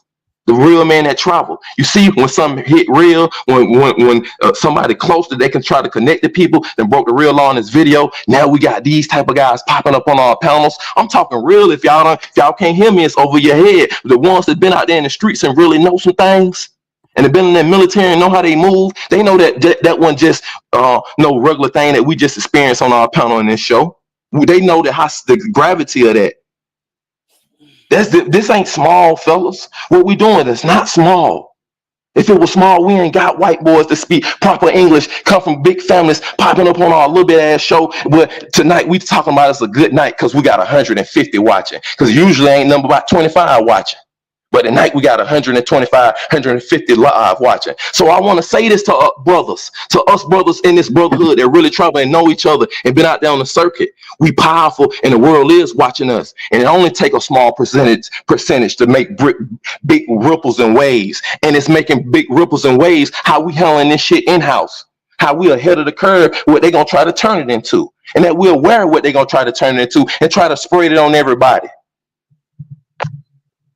Let me just say something real quick, man. I think that the narrative of everything that's going on, according to us, specifically us FBAs, right? We got a lot of cleaning to do amongst ourselves, right? And I think people, little by little, people are starting to pay attention and take accountability. Like the comment here is, we got to do some cleaning. We have to distance ourselves from the sexy reds and the King Vaughns and all that. We gotta move into a space where we're respected again. You talk about these eras, the 60s and 50s, where black men were respectable dudes, regardless of what our black women say how we were in the house, but we were respected outside of the house. Now we got a situation where we're not respected and we're not taken seriously. You got and why I keep saying this one thing about the Lucky situation, because that is a situation that I did not grow up with. Nobody near me grew up in that situation where any woman that put herself out there, Yoga said that's a real loving relationship, so watch your mouth. I'm not putting, it's cool. I'm not putting my last name on nothing that doesn't bring favorability to my family. My family, I love my family. We're not going to put, she is a bona fide Yoga, straighten him out about this bullshit, Yoga. Okay, this is passport bro business. Let's talk about it. Let me finish. She's a bona fide porn star, but the community accepted that. They still go in and watch those videos and likes and donations and all that. This is the problem. You accept a drip, then it becomes a flood. And we need to stamp that out. Jay Rillo was created by those guys that we mentioned before. He was created by that. And y'all loved it. Y'all loved his activities. I remember in my DMs and my WhatsApp, this is entertainment. The drama is entertainment. Us as black folks need to just move away from that drama. That drama is crazy because it brings us down. And all of us, whether we know it or not, I think the guys on this panel know it. We are wearing what he did. We are taking shots for what he did. And this is why we got to separate this as black men. We got to go back to being proud. We got to go back to being to have high integrity. We need to be well respected. And that's what we need. Maybe we need another Million Man March where we all get together and take over this narrative from separating us from the niggas, from the regular black folk. Because my grandfather would never stand for none of this. Neither one of my grandfathers would stand for some dude like this. How did it change? It probably changed because the grandmother was only 5 years older than the mother. That's probably when it started to shift. But we need to get back to respect. When Birdman said put some respect on my name, that's what we need to do. And stuff totally agree. It needs to go because I'm so sick and tired of not having a way when people start saying negative things, and this is part of the reason when I say Baron, we had heard what you had to say, Baron. Should he be arrested? Yes or no, Brown Baron? 35 times over.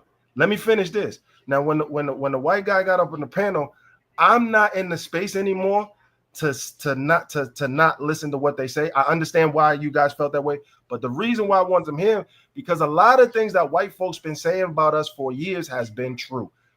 They just got the things that when they lumped us all together was the only problem I have with them. And now finally, black people like us are starting to speak up about niggas like that, doing things like that. And we need to continue to do things like that because it is affecting me when I step outside. My sons are about to travel with me in the next year or two. I don't want them getting in some situations when we outside because of what Jay Rillo did, or have a stigma put. Well, my kids is light-skinned. They probably cool, but I don't want them having smoke because of what somebody else did. That don't mean nothing. Well, you guys see him, Rico. I'm gonna send you a picture. We got to continue on doing what Brown Baron, that shit was so sick what you just said on the psychological level, but we're gonna keep going. I just told him that. That don't mean nothing. That was some self-pain shit, bro. I gotta cut on my camera and talk to you as a brother. That was self-hating. That was self-hating. Hold on one second. Hold on. I gotta go real quick. Let me finish. It's not that my kid. What I'm saying about my kids being light, they're light. So they don't even, you wouldn't even know that they have black. They're half black. You understand what I'm saying? So you wouldn't even know it. So they won't have to face the things that I would have to face. You understand what I'm saying? That's why I said it. I didn't say it. Okay, that's better. Okay, I got you. So, I'm gonna land this and y'all go ahead. All right. I just want to check out. I hold each other accountable. I got to check out. You let me come up on the panel. I really appreciate your room. I'm gonna go ahead and. You got any last statements before you get up all I can say is keep doing what you're doing about putting out a positive message for travelers and standing up and, like I'm saying, speaking to the fuckery that's going on out there. Unlike some of the people, and Milano, you know how I am. Milano saying there's no positive rooms. This is a positive room. I'm gonna tell you that. There are other channels that have positive messages and speak out to the fuckery that's going on out here. Yoga jump around on panels and demolishes people on panels when it comes to that. Rico speaks to a lot of this fuckery that's going on. So there's a lot of us brothers that are out there putting positive messages out while we travel. So Cigar Talk or whoever's in the chat saying there's nobody speaking out against this bullshit, you're a damn lie. There's a lot of us out here speaking up against it. Not just the ones that support the fuckery that are part of the group, but the ones that aren't a part of any of those groups. We're all speaking out against it. Listen, let me say this. Let me say this to the people. Let me say this to the people in the chat, right? Because I speak for a lot of dudes who don't watch YouTube. You know what I'm saying? They don't know what's going on with this situation. But yet, when they go to the Dominican Republic or Colombia or whatever, they getting pulled in the back. Yeah. Right. Yep. And they're checking their passports. They're going through their bags, and they're like, "Yo, why are you pulling me? Why are you pulling me out of the line? Why am I getting pulled in the back?" And all of this stuff. Yep. They don't know what's going on because they don't watch YouTube. Yeah, they ain't traveling. I'm speaking for that group because these are friends of mine. They always say, "Yo, what you watching that YouTube shit? Yo, turn that shit off." Good point, Big Gans. You know what I'm saying? So for all the new brothers that's about to travel, and we all got friends that's like that really don't rock with the YouTube. They don't pay attention to it. Show them what's going on. Yeah. So now you know why you getting pulled in the back room. Now you know why when you land down in Medellin, they want to go through your phone and all of this stuff. You know what I'm saying? Those are the dudes that got to be kept aware of what's going on out here. Big Gans, you brought up a good point. Any brothers that's traveling and y'all might have battery or assault or domestic violence on your record, some of these people might be pulling your record now because of type shit like this. Real talk. Something to be aware of. I just want to say this, especially around the conversation around guys not speaking up. I am proudly one of the most hated motherfuckers in the travel space, and that's fine. I don't want to be hated, but I know what I'm hated for. I'm hated for calling out bad behavior that has existed in the travel space from the first day that I saw it. I'm gonna say it this one time and this last time. I want black men to travel. I want black men to travel the world because I believe the world is global. I think we're better when we travel the world and we get to know more people. I have always been in support of that. I have 5 adult sons and they travel all over the world because I introduced them to that and I encourage it.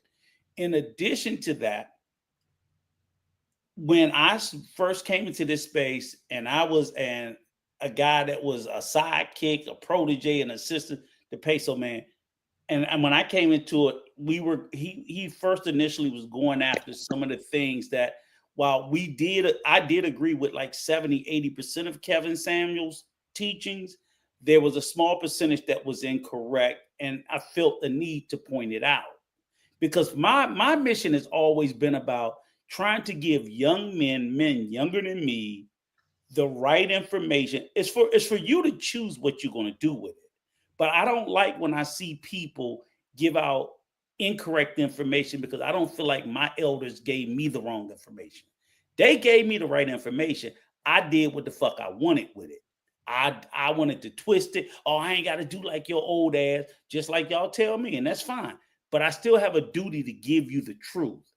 Now, you can take it and twist it any way you want. So with that being said, it went from that and it came over into the Passport Bro space, because as Yoga said earlier, people were taking Kevin's message and they were bastardizing it and they were twisting it to make it fit in this travel space. And I saw that and I was like, okay, cool. Boom, boom, boom, boom. But then right away, day one, we could see they're being dishonest. They're lying. And what made it really crazy about it was I saw them selling bullshit to y'all. I saw Passport Bro, you big ones, selling lies to the little ones. So when I went after the big ones, I was actually doing it for the little ones. I was doing it for the little ones that would listen to this shit and then go to Colombia, and someone might end up fucking scoped, because they're not going to tell you about the dangers of Colombia, the authentic one. They're going to sell you all the positives, but they're not going to tell you about the risk. People don't really. I got a home in the Dominican Republic. It's a wonderful country. It is very safe to a fucking point. But that doesn't mean you can go everywhere or anywhere, whether it's Punta Cana, Santo Domingo, Santiago, Puerto Plata.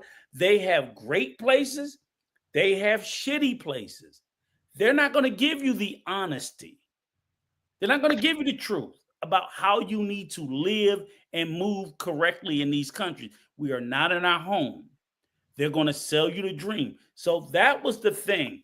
So this narrative that people are constantly saying about people not calling it out, I have been hated for calling this shit out, the lies and the bullshit that they're selling to you since the first day I've come into this space. Some people thank you, Rico, for calling that out. And we realize that's why a lot of people go against you. Now, with saying that, calling folks out, we do have to say this. Zoe Barbara International, we expect for you to do what we've been seeing you do from your actions. You're probably going to run and get an interview and platform Jay Rello. And then you're going to say, well, he needed his chance to say the talk and, you know, what really happened. And we're going to see, because he did the same thing with Zoom to Thailand with the Dum Tum luncheon guy. The luncheon guy was an agent the same way, came to make us look bad, to make all black men that travel look bad. The same way like Mel Sassoon. So we can expect Zoe Barbara International, he going to go and interview Jay Rello. He trying to get over there to interview Jay Rello fast as he can. I don't think so. Because when In the Streets with Keys was doing that whole, you know, top travelers list, Zoe said, don't put me on any list that includes Jay Rello and NYC The Future. But he interviewed. He went and ran and interviewed. He platformed Jay Rello in the first place. Man, that sucker, that's his baby. That's his what they say in New York, that's my son. Yeah, see? Zoe Barbara, when we said, hey, Zoe, this is an ex-con, just got out of jail. He done did a home invasion, and they done raped the elderly lady. Zoe ran, that's the hype. Yes, like you said, it's entertaining, it's drama. Zoe Barbara International ran in, and he was thirsty for that. He thirsty for them type of interviews. Yep. Real talk. He did the same thing with Zuna Thailand in that fight. Zuna Thailand about to go to court against this guy. This guy trying to take down the whole movement with what he done did. And everybody saw what he just came out of nowhere. And they go Zoe Barbara, making him look like he's a presentable, upstanding black man that just traveling, was minding his business, and he got attacked. And then Zoe act like, well, it's my right to go do that. Like it seems like anybody that's doing any clown stuff to make our reputation look bad internationally. Zoe Barber World, he go the international hoe, he go and interview him. Oh, he ain't going to interview him. But I'm international hoe, the Thirsty Thursdays. I'm with the same prostitutes every other month. Y'all travel so much, y'all can't even go and get new girls no more. Y'all showing the same girls. And then let me talk about Brown Liquor Baron and this Travelversity Jaw and Lucky. Brown Liquor, where you at? You there? Let's talk about this. Here's the thing, Yoga. This is what I would say to anybody that's listening. This is my metric that I always tell everybody. Question every YouTuber that you follow, every influencer. Don't believe 90% of the shit they say. Whatever I tell you, I want you to ignore 90% and then vet that shit, because I want you to be so fucking skeptical you don't believe any of them. That's the best way that you can protect yourself. Don't and I hate when I see guys fall in love with these YouTubers, because I'm like, that's when you're going to set yourself up. I want you guys to vet, and when I say vet, that don't mean, well, I asked this person. No, I don't give a damn what they say. Don't believe it till you get boots on the ground. If you're going to Thailand, if you're going to Brazil, crazy, Rico. if you're going to Colombia, the shit that they're selling you, do not go over there believing it or expect. I don't care what they tell you about the women. I don't care what they tell you about the cost. I don't care what they tell you about the health insurance. I don't care what they tell you about the safety. They could tell me Thailand is the safest country in the world. I don't believe that fucking shit till I get there, because they lie.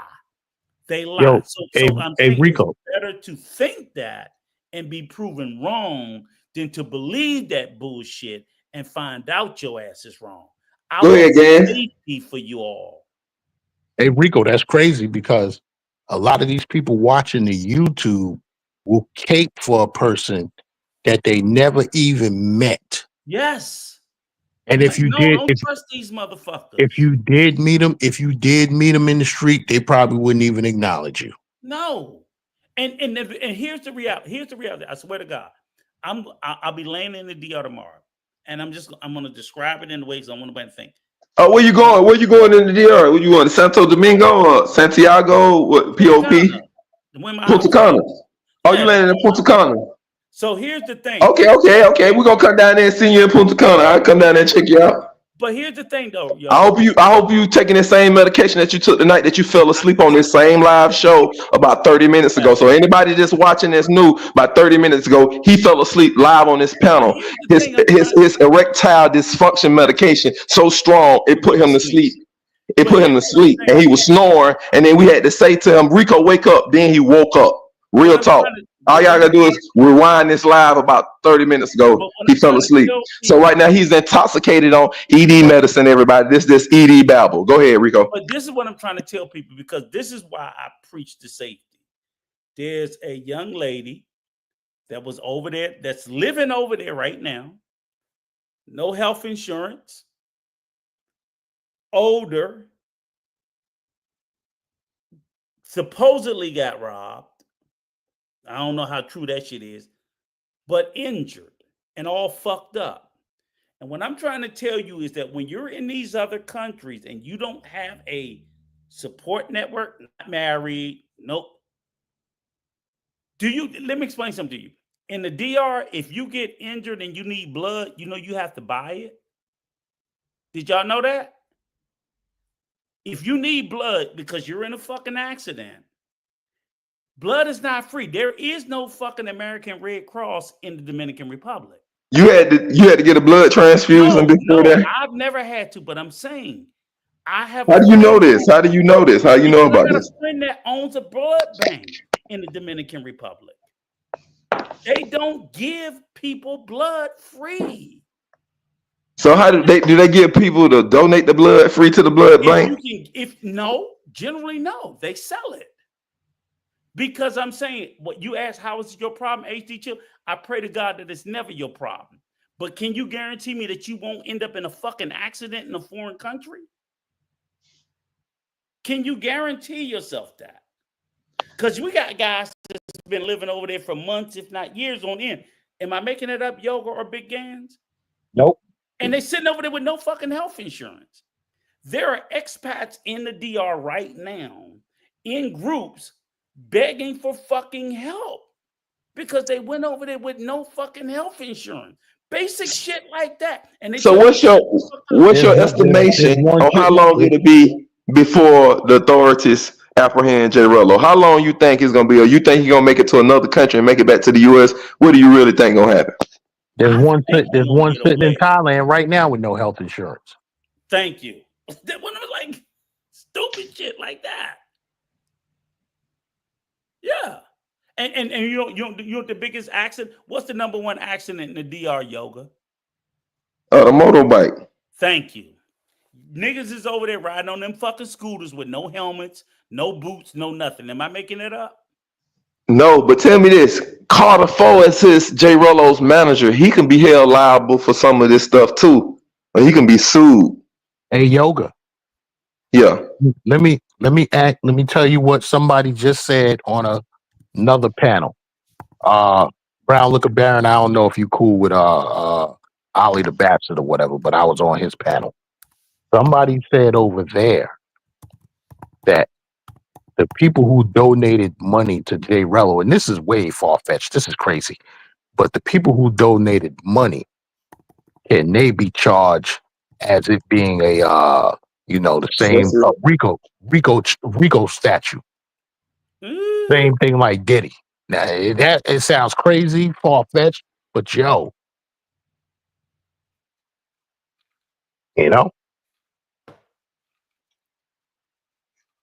Yeah, that was that Carter Foe. He bringing them out, promoting them. Who else? Who's that? The Dominican, the Dominican, regular with the fake diamonds, kind of premium level. He went at him. I thought he was trying to sign him on a business contract too. I don't know who that person is. He went at him. He actually was the first one. As soon as the story broke, what happened? He went at him that Saturday morning. It happened that Friday night. He went at him Saturday morning. So yeah, and he was another one that said everybody was trying to team up with Rello, doing interviews. Westside TMZ got rented a villa with him down in Sasua last Halloween. And literally Westside TMZ, Jazzy P, what's the other older chick with the grown, Yoso Kayla with the grown son, but she always running around and never with her son. Yoso Kayla, they all got a villa, and with Jason Hills, what his concept, bipolar, all them was in the villa, and J. Rello last Halloween. Let me ask you this one other question, right? So if we're sitting there talking about giving out good advice to the young folks that's coming up in the space, so and Baron, don't you duck this fucking question. What do y'all feel about these motherfuckers promoting this no condom game? Oh yeah, TMI. I've been called it out. That's gonna be the next. That's gonna be my next live. That's TMI. Y'all already know. Hold on, fellas. Before we go too far, let's just stay on this situation. Yeah, this J. Rello, and we defending the Kenyan woman, and we really need to find out more information about the Kenyan woman. So we need to see if we can find out more information about her. Now, all of y'all in the chat, is saying Gans, stop it, Gans capping, all of this stuff. I'm telling you what somebody else said on another panel, and with the cap shit, don't be like Conceited and Showtime and a couple of them other guys and came back and apologized, say, yo, Gans, you was right. Gans, you was right. You want to know why y'all say it's cap? Because I hear the news before y'all hear it. And I hear it from legitimate sources, not just dudes on YouTube, running their mouth with rumors. I'm talking about in the morning time YouTube that I watch, legitimate news channels. That's where I get my information from. Not these panels at night just running their mouth. Can y'all help me with the psychology of why? Because we've already given a reason as far as like what the culture of trying to record these women and stuff like that. We get it, right? But what in the world would somebody with at least a few cents in their head would want to record them? Like if I'm just saying how I think. you know, city kid from the Northeast. If I'm about to put the Ike Turner on somebody, the camera's going off. What was his? I'm trying to figure out. Let me give you the answers to that, Brown Looker. This is what's even iller. I'm glad you brought that up, but this is what's iller. That all of the people that was on the live, watching him live do that, they wanted to see the full thing, so they all gay. They wanted to see Rello's member. They wanted to see Rello pull out and actually penetrate the Kenyan girl. It was in the chat, donate more money. Go. Yeah. He had like YouTube going live. He had Twitter going live. He had Instagram going live. So think about that. All the people that was watching that, they gay. They want to see Rello. And he knows it. They want to see him naked. So you got to peep game. Think about it. I'm going live. I'm finna show you do my thing, have sex. Them people want to see me too. He was on Instagram, real talk, and Twitter at the same time. Is that what y'all? Yep. And the people was going live, and he was like, yeah, y'all see it. And she said, oh, you going live, you streaming, you know, in her African voice and her Kenyan voice. And he said, yeah, don't worry about it, it's okay. Then he jumped in the bed beside her, started touching himself under the cover and tried to pull the cover off him upon her, but she held the cover tight over her head and said, no, cut off them cameras. You didn't tell me that. And he said, no, stop tripping. She said, cut off them cameras. No, what are you doing? You're not going to record this. So he literally want his people to see him naked. Got a peak game. So when you say, what's the psychology? That's the psychology. The people that follow Rello want to see him naked. He want to show himself naked to the people that's following him. That's what's really going on. And they're using the travel stuff as a front.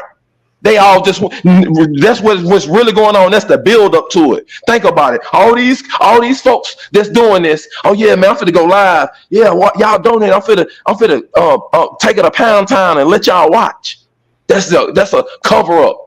That's just the icing. The real cake is, hey, I'm LGBT. Y'all LGBT. Look, this is a way we can do it and watch each other in real time, and y'all donate to me. It's like a cam show. It's like an undercover gay cam show when they like, yeah, go get a prostitute. We want to watch you live have sex with the prostitute. That's an undercover cam LGBT show. Pete Gang. So when you talk about the psychology, that's what we got to start calling it out. See, yoga, I be bringing different levels to this. That's the level that it really is. All them guys that watch J Rello, and guess who invited him over to Kenya? Austin Holloman and Kid Greatness. They want to see Rello naked too. They was on the live too. They got on the panel the day before and enticed J Rello to come and set the whole thing up. Y'all got a peak game. Who want to watch another man have sex live on their phone somewhere over the world, driving in their car while he's somewhere traveling? And oh man, it's gonna be cool. I'm in traffic on the I-95. Man, I don't got nothing to do. Let me watch J Rello channel. Ooh, he taking out a pound town. Well, I'm gonna say this because I remember. You see? I remember pushing back way back. Go ahead. Can you hear me? I remember pushing back way back. And I'm not gonna name the couple of group chats and the WhatsApp groups that was in. But there was a particular gentleman that would always post his adventures with his mangoes. And I used to tell, then I left that group and I started, our group, my PLPU, shout out to the PLPU. And I said, this is the rules. This is the rules. We ain't doing that. If you want to put up your mixtapes, don't do it in here. If you want to put up a video of the shorty, I don't mind. I don't mind.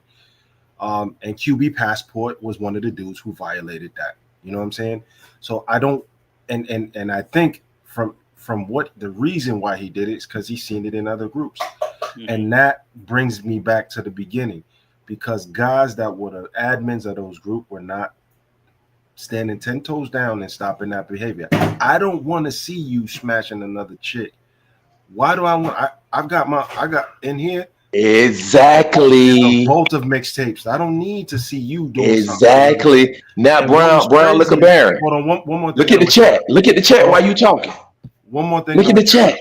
What was the people in the chat are mad? Why? Because they sit there and they was on that Rello live. Hold on. One more thing.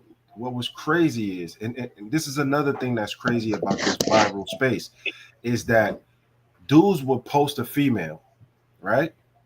And then she's a mango. They'll post themselves smashing her, and then you got dudes in the chat that's like in the group chat, like, "Yo, how is she? What's her number? Send it to me." I told you this, Rico, a long time ago. Yeah, that's crazy. If I grab a mango off the tree, I want to act like this is her first day on the strip. I don't want to know her stats. I don't want to know she's been with the whole crew. Those are cuckolds. They want to go after you. And I called that out when I was in Thailand at the Golden Tiger, and that guy James, he over there with I'm cutting on my camera. That guy James, he over there. He was over there in Africa with Austin Holloman and the other guy. Call himself James. I was on the Razor Rays panel, and I was on the those guys mentuition panel. He came on there and say, "Yeah, Yoga, stop talking all that. Stop talking about your Thailand experience. I was over there in the Golden Tiger every night, in the Marju Bar night. You came there every night with different chicks, Thai chicks." I said, "Yeah, you saw me coming in. I stayed. I rented the loft upstairs. I was on that panel with you. Yeah, I said, I rented one of the lofts upstairs from Dante. Dante from Decatur, Georgia. Decatur is Atlanta. I said I came over there specifically to pump up the Marju Bar to help Dante. And I'm renting one of the lofts. I said it's so cheap. I got 2 lofts. I got there, and I got a loft for 4 months at the rooftop at the Edge condo. And I said, yeah, I came in different women every day because I had women to come and film me training at the Muay Thai place with Susakan. So I have to have somebody to film me. So I couldn't take the same girl every day because they have to work. So Dante done was set me up, and I'll have a schedule with the girls at the bar to come film me. So they'll come in and have my bag and with my boxing gloves, and I'll come in and get a drink at the bar, some water and a coconut water. And he said, yeah, I saw you come in with different girls every day. And after you went upstairs, I just went in the corner and I would film it. I had my camera going. And then right after you went upstairs, I went and got every one of their numbers on WhatsApp. So you can't talk no junk, Yoga, about you got Thai women. Because every one of the women I saw I went and got their number. And I said, oh, yeah, you did? So I said, in your mind, you thought I was having sex with her. Then I said, no, I was going to Muay Thai practice. I needed somebody to film me every day. I went to Muay Thai practice 6 days a week. And I needed somebody to come to actually film me in the ring. And it was going on Westside TMZ channel. I said, you didn't notice it was somebody walking around with a camera filming me. Those was the ladies. They was getting paid them $10 US a day. So I said, so you only got their numbers because you thought I was having sex with them? So I said, so you only got aroused, Bob, because you thought I nutted on them. I said, you a motherfucking, listen, I said, James, you a motherfucking weirdo, cuckold, sexual deviant motherfucker. If you ever come around me and you talking about you been stalking me in Pattaya and in Thailand, I'll kill you. And I meant that. A man told me that. He told me that on a panel. I said, that mean you've been stalking me and you got some type of sexual crazy fetish. I'll kill you if I saw you in real life. And then next thing you know, he pop up a couple of months over there with Austin Holloman and all that. They was in Romania and that in Africa. Right. Enough said. Now let me ask you a question. And it's funny you did mention James because he did disappear. Because it's funny, like because I started pointing that out. Okay, hold on for a second, Yoga. I said, motherfucker, you weird motherfucker. You talking about you stalked me? I called Dante. I called Richie Mack. Dante, I'm finna tell y'all this how serious I was about it. I called Dante and told Dante, let's go through the security cameras. Okay. From when I was over there, and we saw his ass on the security camera. He went in the corner for real and had his camera like this. And you see me coming in the bar, grabbing my bags, doing this, talking a little stuff, smiling, this and that, then drinking some water, and he literally for real was in the corner. And that's when I said, hey, if I see you in real life, you done told me, admitted to me, you done stalked me in a sexual nature, and you went and tried to get all the women you thought I had sex with. Oh, that's dangerous. And I told him, when I see you, it's on site. Forever, I see you on site. Yoga, hold on for 1 second, because again, and that's what Jay Rello and them guys watching Jay Rello on. Yoga, hold on for a second. I'm not disagreeing with you. I want your thoughts on something. What did Brown Barron say? He said something about him. He didn't say anything. Let me talk for a minute, right? Just for a minute. Because when you said Austin, right? If we think about it, when Austin first came into the space, who was his first sidekick? Floyd. Right? Sexual deviant. Floyd was paying for everything. When he got tired of Floyd, he replaced him with who? James. Boyfriends. Stop. And then now when he got tired of James, he replaced him with Greatness. Exactly. So now they doing wild stuffing with Jay Rello. Yes. So that's a fact. Okay, we all agree with that. And I'm like, oh, okay, damn, that is. And if you look at all three of them fit a certain prototype, right? What's the prototype? They're all, let me tell you what, then look at the prototype of Floyd, James, and Kid Greatness. all three of them are very much subservient to Austin. They're submissive. They're submissive to the dominant person in the relationship. Okay. Or they're trying to get fame on YouTube. They're trying to get numbers up. They see the donations. Floyd No, was because very Floyd already had the numbers in the he donation. had bigger numbers than Austin. But hear me out. But yet, although Floyd had bigger numbers than Austin, Floyd was more submissive to Austin. He was. He played the bitch role and let Austin play big bro. James, who didn't have bigger numbers, also played. He was older. Little bro. No, he was much older than right. I'm not saying, but he played the older little bro. Exactly. Real zesty type interactions. Bitch role. KG, who's also a little bit older, he also is playing the bitch role. They're all getting into their submissive nature because of Austin, which I don't know why, because for some reason it's like they can't see the facade about it. Hit this Austin Crossman, Trollerman, and Kid Craighness. They invited this Jay Rullo, hyped them up to come do this to the Kenyan woman. They're a part of it, and that's why they run around trying to apologize now. But they're a part of it too. And then here's the second part. So I just thought about that because you brought up a point, and it made me think like, damn, he did have Floyd, he had James, and the Coco James, right? So then the second part of it is, I sat there and I said to myself, I was like, damn, well, if we no, HB Gone Global. He posted it in the Thailand group. Brown Looking Baron. He posted a video of him, having sex with a mango. And I called him out. I said, "Hey man, why you posting videos of you yourself having sex in the damn chat group? With all the travelers." And he got mad the same way. There was HB Gone Global in the Thailand Dante chat group. Yoga, let me ask you this, because you're a Thailand guy, right? And I'm a Thailand, DR, California, Colombia. I got a question. I need some information from you. Okay, were you in Thailand when Austin came? Yes or no? Yes, I actually met Austin. Took Austin to the gym with me. He met my lady. Okay, stop. Austin told a lie on me. Okay. So I remember me and Pesa. We were first. I got video of Austin. Okay, hold on, because I'm trying to get some information. So when Austin first came to Thailand, when he was on the run from Brazil, the lawyer Dennis Sperling, they just flew him out, got him out of Brazil. He was on CNN on the news. He stopped. Go ahead. Please let me ask you the question. You're right, and I agree with you. Again, you were spot on. But goddamn, go ahead with the question. So the question is, when he first came to Thailand, and the first video I saw of him was him walking up and down the street, and he was walking up and down the street with his tour guide. And we all know who his tour guide was. So my question was, what was she? And the first time I laid eyes on that bitch got a tramp stamp, because I know what a tramp stamp is from all the white women here in America. So it's like, that bitch ain't no tour guide. That bitch selling pussy. Then she got multiple tattoos. She came to the gym also. But I only saw the tramp stamp, which is, if you know about tramp stamp, white bitches get on their lower back. Everybody know. You don't have to explain that, bro. But okay. So what I'm sitting there saying is that, was it already known that Kate was what she was? Yeah. There she's in Pattaya. Okay.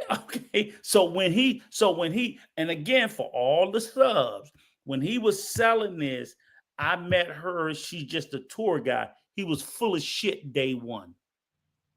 Yeah, she's a working girl. No, nobody ever came out and said that. That's what I'm saying. He was. But I don't think you can. You don't want to say that on YouTube. You don't want to say, "Hey, I paid her. She's a pay for play girl." You say that's the code term. Hey, she's a tour guide. You know what? The code. The guys know what tour guide means. Okay. You know what it means. Don't say that black women ain't shit if that's what you know what it means. I know what it means. What I'm sitting there saying is, Austin was selling that bullshit to other 21-year-olds. Yeah. He fronting to them or whatever. I hope that her and fell in love with a fucking whore, because he was telling them that she wasn't what she was. And that's where I always got mad at. Well, you didn't notice when he left Thailand. She got on the video with Traversity and Lucky. Yes, and they Yo, I'm out, fellas. Y'all have a good night. But what I'm saying is, I'm up here falling asleep on the live like Rico. Oh, fuck you. Yeah. So that's what that was about. That's what that was about, man. But the psychology of these guys, that's what it is, man. All the people that sit and watch Jay Rello and they was watching it live, and they was hoping they was gonna see him have sex with the Kenyan woman. All of y'all are LGBT, and he LGBT he's gonna go live and he has male followers, and he's gonna go live and have sex with a streetwalker. He LGBT to do it, and the only person that had sense in the situation was the Kenyan woman. Even though she was working, a sex worker, she was the only one that had sense to say, "No, we're not gonna do this." She was the only one that had sense. The people that watching live wanted to see him go ahead and do it. They want to see him naked, and he wanted to show himself naked to his subscribers. So really, that's an LGBT channel. That ain't no Passport Bro channel. It's an LGBT channel, but you gotta peep eyes what's going on. Gotta peep eyes being set up and what they're trying to use as a front. It's the same with Mayor and Miko. And Mayor Sasua guy and the Miko Worldwide was the same way. They tried to kick it like they was interested in the women and it was about to pay for play when y'all see where they really was, turned out to be. And it's the same way with this Austin Holloman, Jay Rello, this Kid Greatness. They acting like it's about the woman. No, it's about them watching each other and watching each other in real time. And you best believe Kid Greatness and Austin Holloman was in the chat and over there with Jay Rello when he was going live trying to have sex with the Kenyan woman on the live. They the one who invited them and challenged them to do all of it. And it's on the panel and they got that on internet and clipped that up. So those guys are LGBT and weirdos and the people that are watching them. So if some of y'all in here was watching it live and whatever, and hope that he did his thing, now I just labeled it, and you got to think and look in the mirror at yourself like, yo, I was there watching, and I was hoping he was going to go all the way. Well, why you was there? You was there only for one reason, to see him go all the way. Well, I just want all these young men to stop fucking believing this shit. Because like I said, if so what you're telling me, which I always knew, I never had confirmation. If you go all the way back in history, he was always full of shit. Yes, Rico, sir. can you hear me? Yeah. Hey, I wanna cut this tonight a little early, and I want to do a part 2. And the part 2 is, you know what I'm saying, what you're talking about right now. When my black ass come back. Yeah, when you get back. I definitely want to. Yo, got to be on the island till the 1st, but then I'll come back.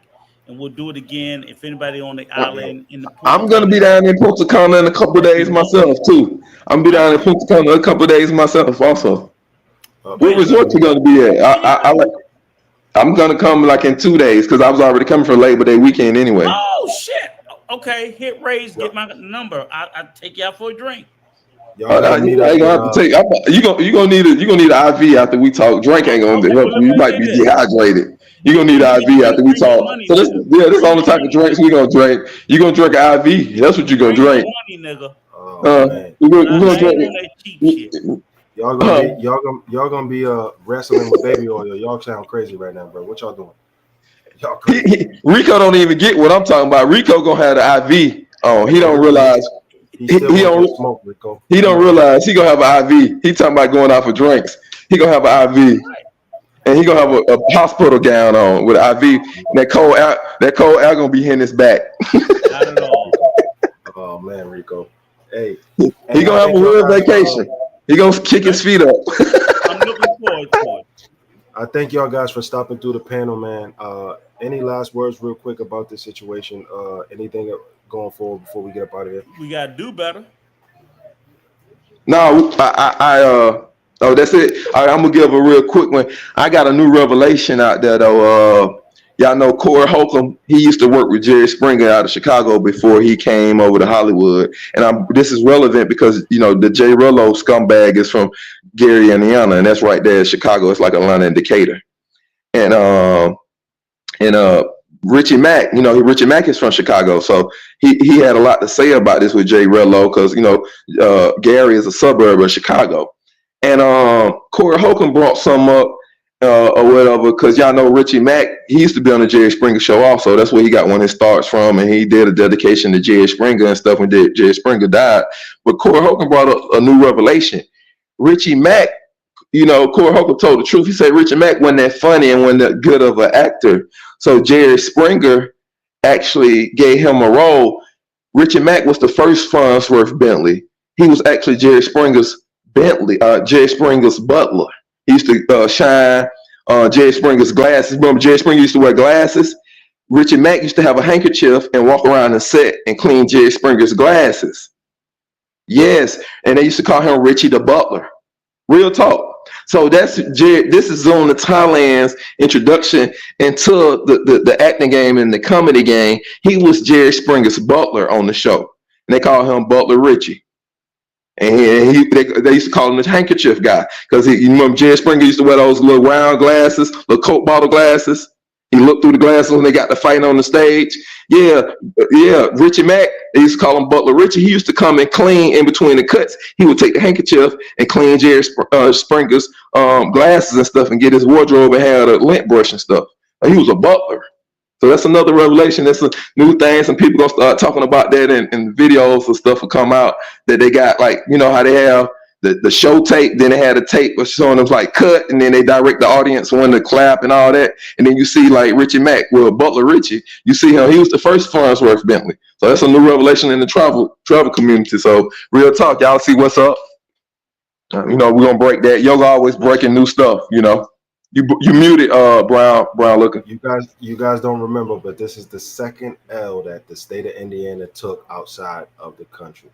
The first L was in Medellin, Colombia, when the Indianimals got robbed, when the Colombians shut down the whole building to get to their floor and robbed them. Y'all don't remember that? Drees TV broke the news on that. Yep. Drees broke the news on it. The Indianimals, they call themselves over there in Indiana. No, I didn't hear about that. Yeah, that happened in 2021, 21 or 22. These fools call themselves the Indianimals. They animals. The one that was spending the money. Yeah, D-man. Yeah. And the Colombians chopped them up, cornered them in the apartment. And they were doing it on the line. Nah. They just came in and they came in. No, they didn't. They were doing it. No, they were doing it on their status on WhatsApp. And somebody seen it, like that. sent the boys after them, and the boys came over there and politely relieved them of their belongings. Oh wow, they got robbed by going live on in Colombia. They had a name, Indiana.